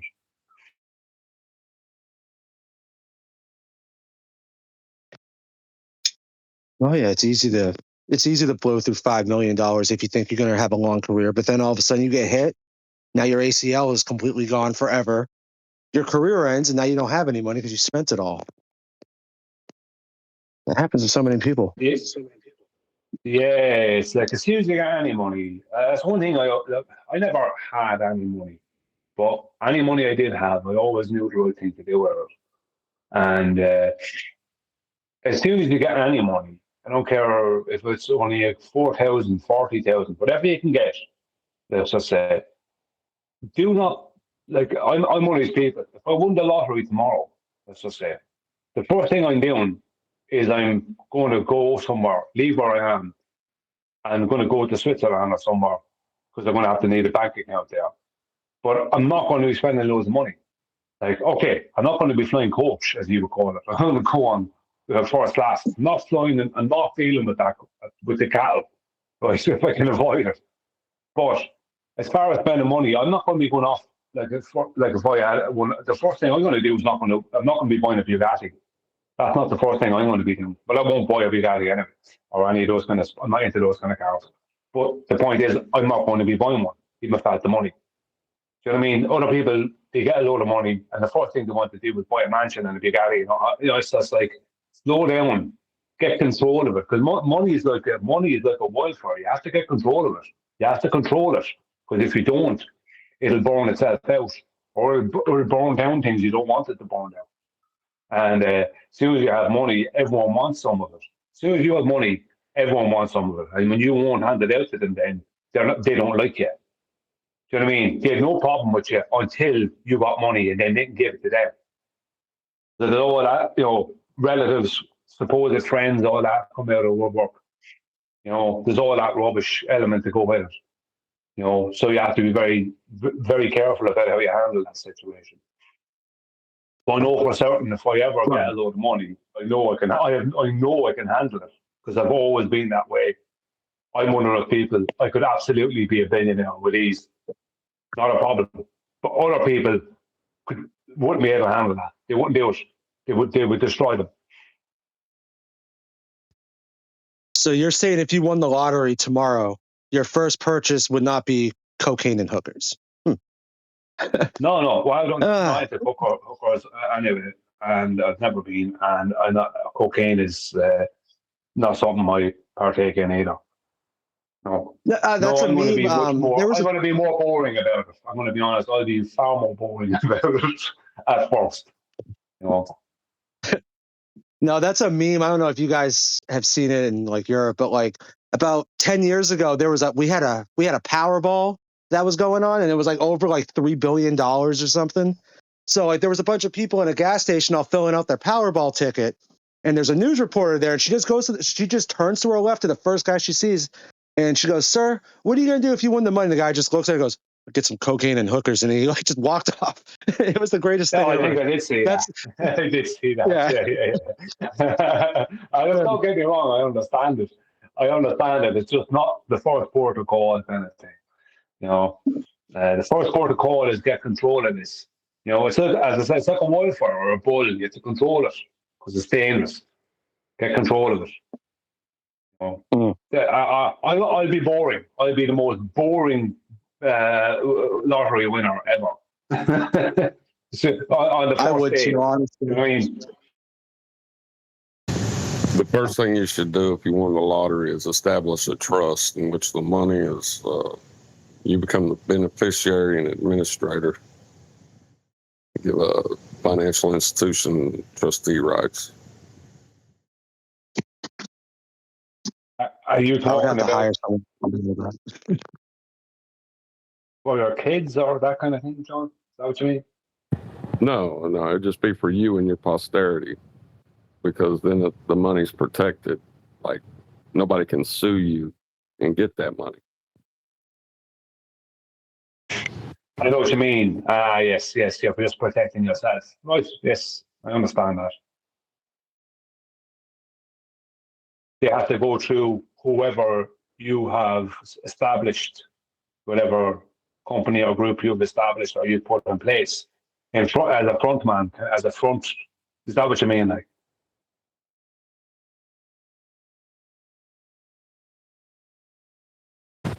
or just it's a trust establishment. Like, I'll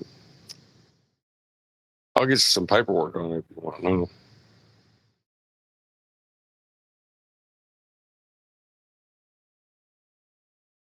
I see it with a lot of money.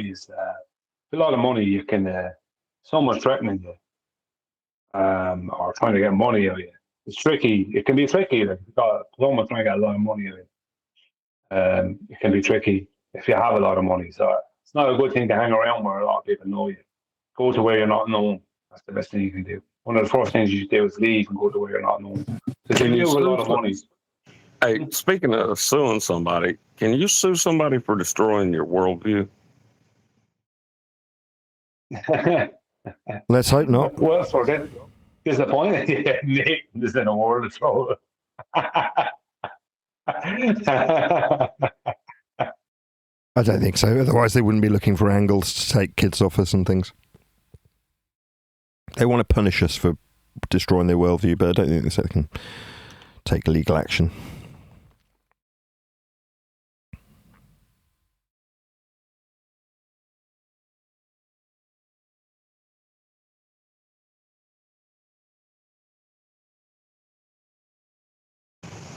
Well, I'm going to look for precedent now.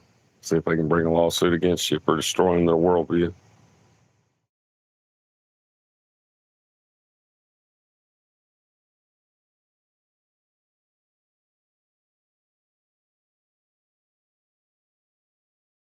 It's going to sue Nathan into oblivion.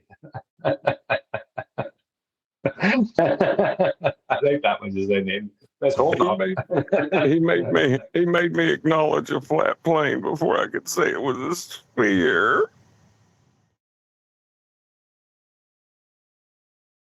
Yeah, I don't smile anymore. I don't socialize. You know, I don't socialize anymore. I stay indoors all the time now. You know, the woe is me story, that would you be given to the judge and the jury or whatever in the courtroom.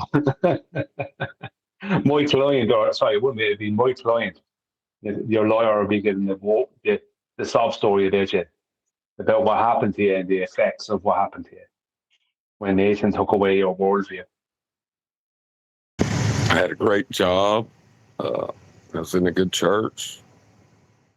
And along comes Nathan and QE and destroyed my life. Yeah. Oh, you're talking about you actually are talking about yourself then? Yeah, but joking. I thought it was funny. Many a true word. I would have probably took the blue pill if I had it all to do over again. Really? Yeah. Yeah. But I mean, ignorance is bliss. Yeah, it was. Now it's not.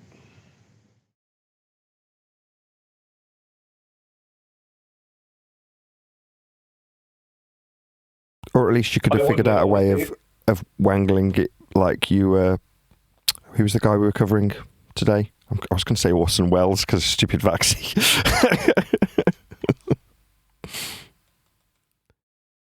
George Orwell. George Orwell. So you become a government shill, basically, a propagandist for the government. No, I couldn't do that. Like, you can't go back. There's no going back. You know what I mean? It's unless you get severe brain damage.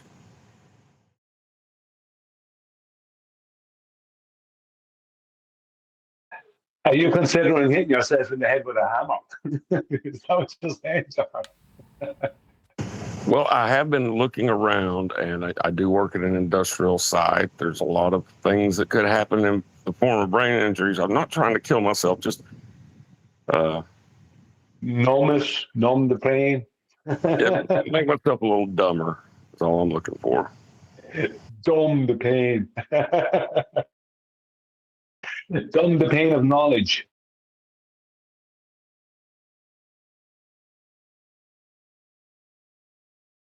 What was the word that woman used in the video you played earlier that would replace government shill or informant? Informed or approved something? Oh, I can't remember the term she used. It was perfect, I thought. It's much more accurate than government shill or paid informer or whatever. It's basically someone that's saying things that they, the quote unquote they allow them to say that makes it look like that they're going against the government, but they're really just kicking the can down the road into fiction. What they're Are you saying like an approved agent? Yeah, but she had a particular term for it. I can't remember how she phrased it either. improved, well, approved, or oh darn it, that's something that should get into the vocabulary. It sounds much better than Bill. That's so broad.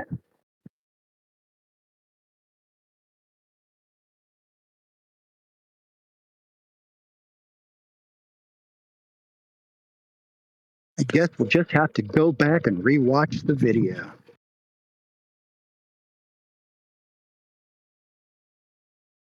Yeah, what was this particular flat earth debate about anyway? I kind of come in for a little bit, had to go. Was y'all just discussing George Orwell?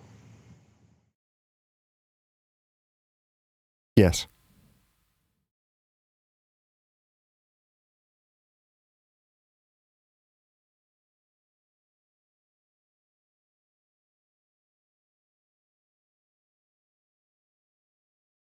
In a way, it kind of answers the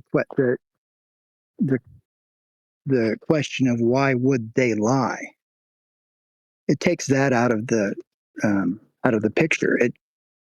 It kind of describes how things happen. It is somewhat organic because I don't think there's any hidden hands that cause this stuff to happen. It's just that people who, like Orwell or Dickens, I mean, she mentioned all these old authors, Huxley.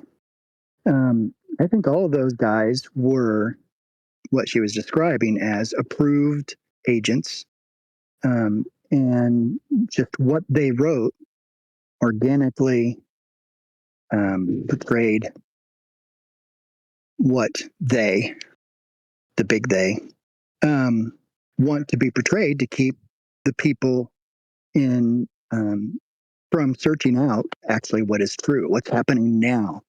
It's all in the future, and oh, this is a fictional character, this is a story, and oh, that would be bad if Big Brother did this stuff, and memory holes, and all this stuff that is fictionalized, but in the context of reality, what was happening then, what happens now, what's probably always happened organically, is Right, but what you're describing is ignorance made manifest, not a lie.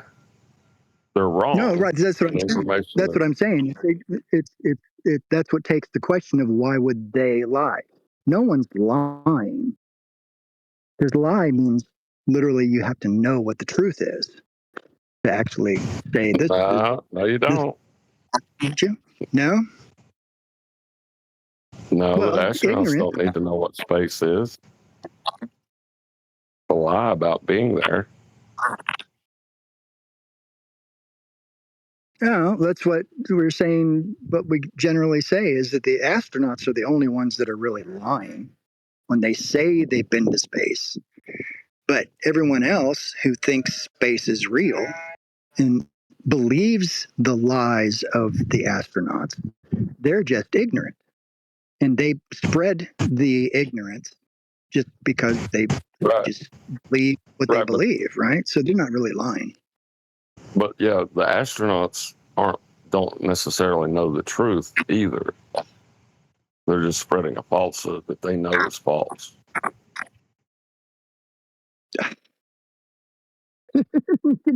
Well, they don't have to know the truth to tell a lie, right?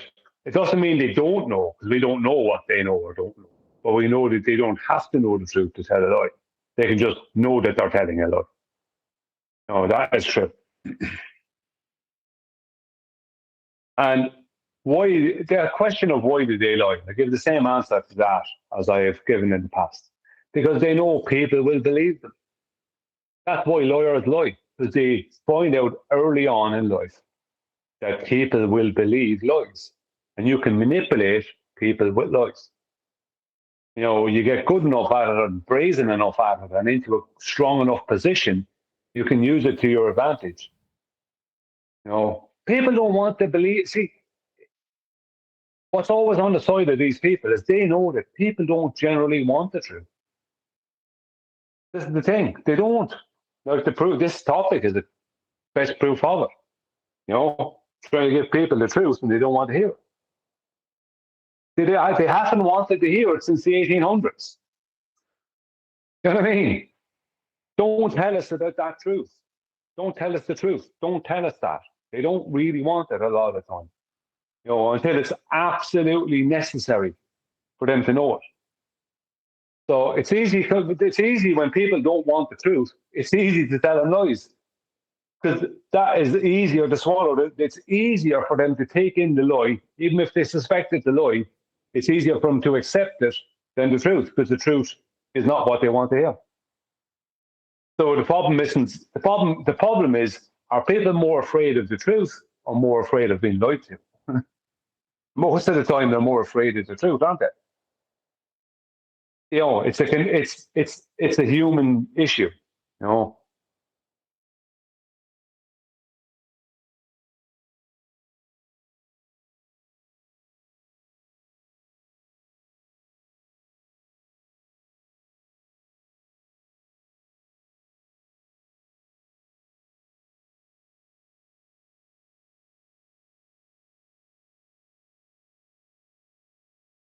I agree. People are more scared of the truth because they've got a vested interest in the lie that they've been deceived by, so they'd rather fight for it.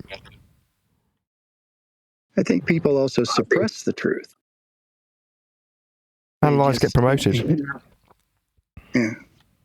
Well, people that are told lies and will refuse to accept it, and accept it, they don't want to know the truth. They don't. You can't handle the truth if they can't handle what they're being told. Earth is a horizontal plane; it's measured that way. Then they will take that information and suppress that truth, and to save their worldview. They'll go to the dictionary and see, oh no, look, horizontal means curve, or level means curve to the surface of the earth. See, and they're just doing that to suppress the truth. They don't know that the water's curving.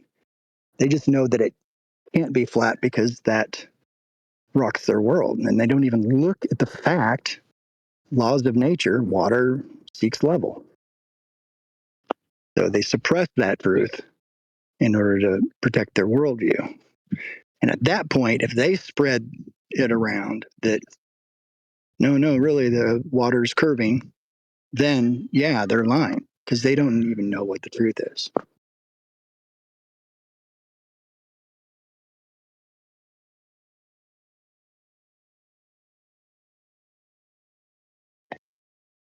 Well, they were so invested in the original lie. The original lie to them was the truth. Now they're finding out that what they thought was true isn't. That makes people wig out. That's why ballers are so angry. That's why people get so upset at this topic. Well, it starts with people. People are willing to lie to themselves about themselves. Like the corrupt businessman or politician who turns up at church every Sunday, trying to make themselves believe that they're actually a good person, when really what they are is completely corrupt scoundrels. Do you know what I mean? People often try and promote themselves as being something they're not. And there's not everyone, but there's so much of it in the world, so much of that in the world, that people are willing to believe lies about themselves. And we all do it to a certain extent. And that's where that is where the weakness comes in, when you start believing lies about yourself. But it's hard not to tell yourself lies sometimes, because life is hard going.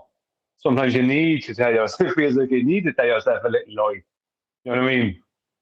You know, because if you don't, the stark reality is just it's not worth it. You know what I mean? I don't want to deal with that. I don't care. I put up with it now, Lloyd. You know, it's a weakness, but it expands out then suddenly into a worldview if you're not careful.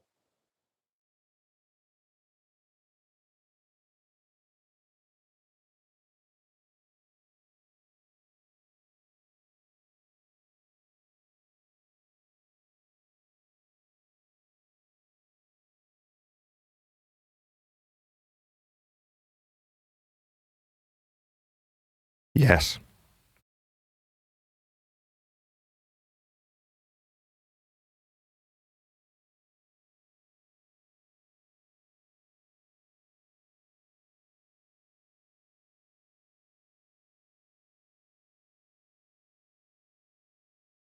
Yeah, people do it. People lie to themselves. We all have done it, I'm sure, up to a point. You know, tell yourself, it'll be okay, or when you know it won't, or it is okay when you know it isn't. You know what I mean? You know, things like that. You know, making life easier on ourselves.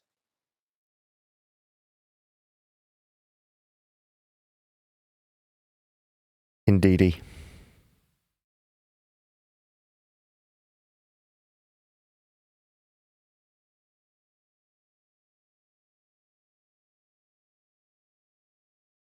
Right, with that, I'm going to say another huge, massive, enormous thank you to both Discord and G+ panels for making today's after show possible. And of course, a massive thank you to all of you for liking, commenting, sharing, subscribing, joining as a Nathan Oakley 1980 channel member, and all that good stuff. I've been Nathan Oakley, and I will see you all in the next video.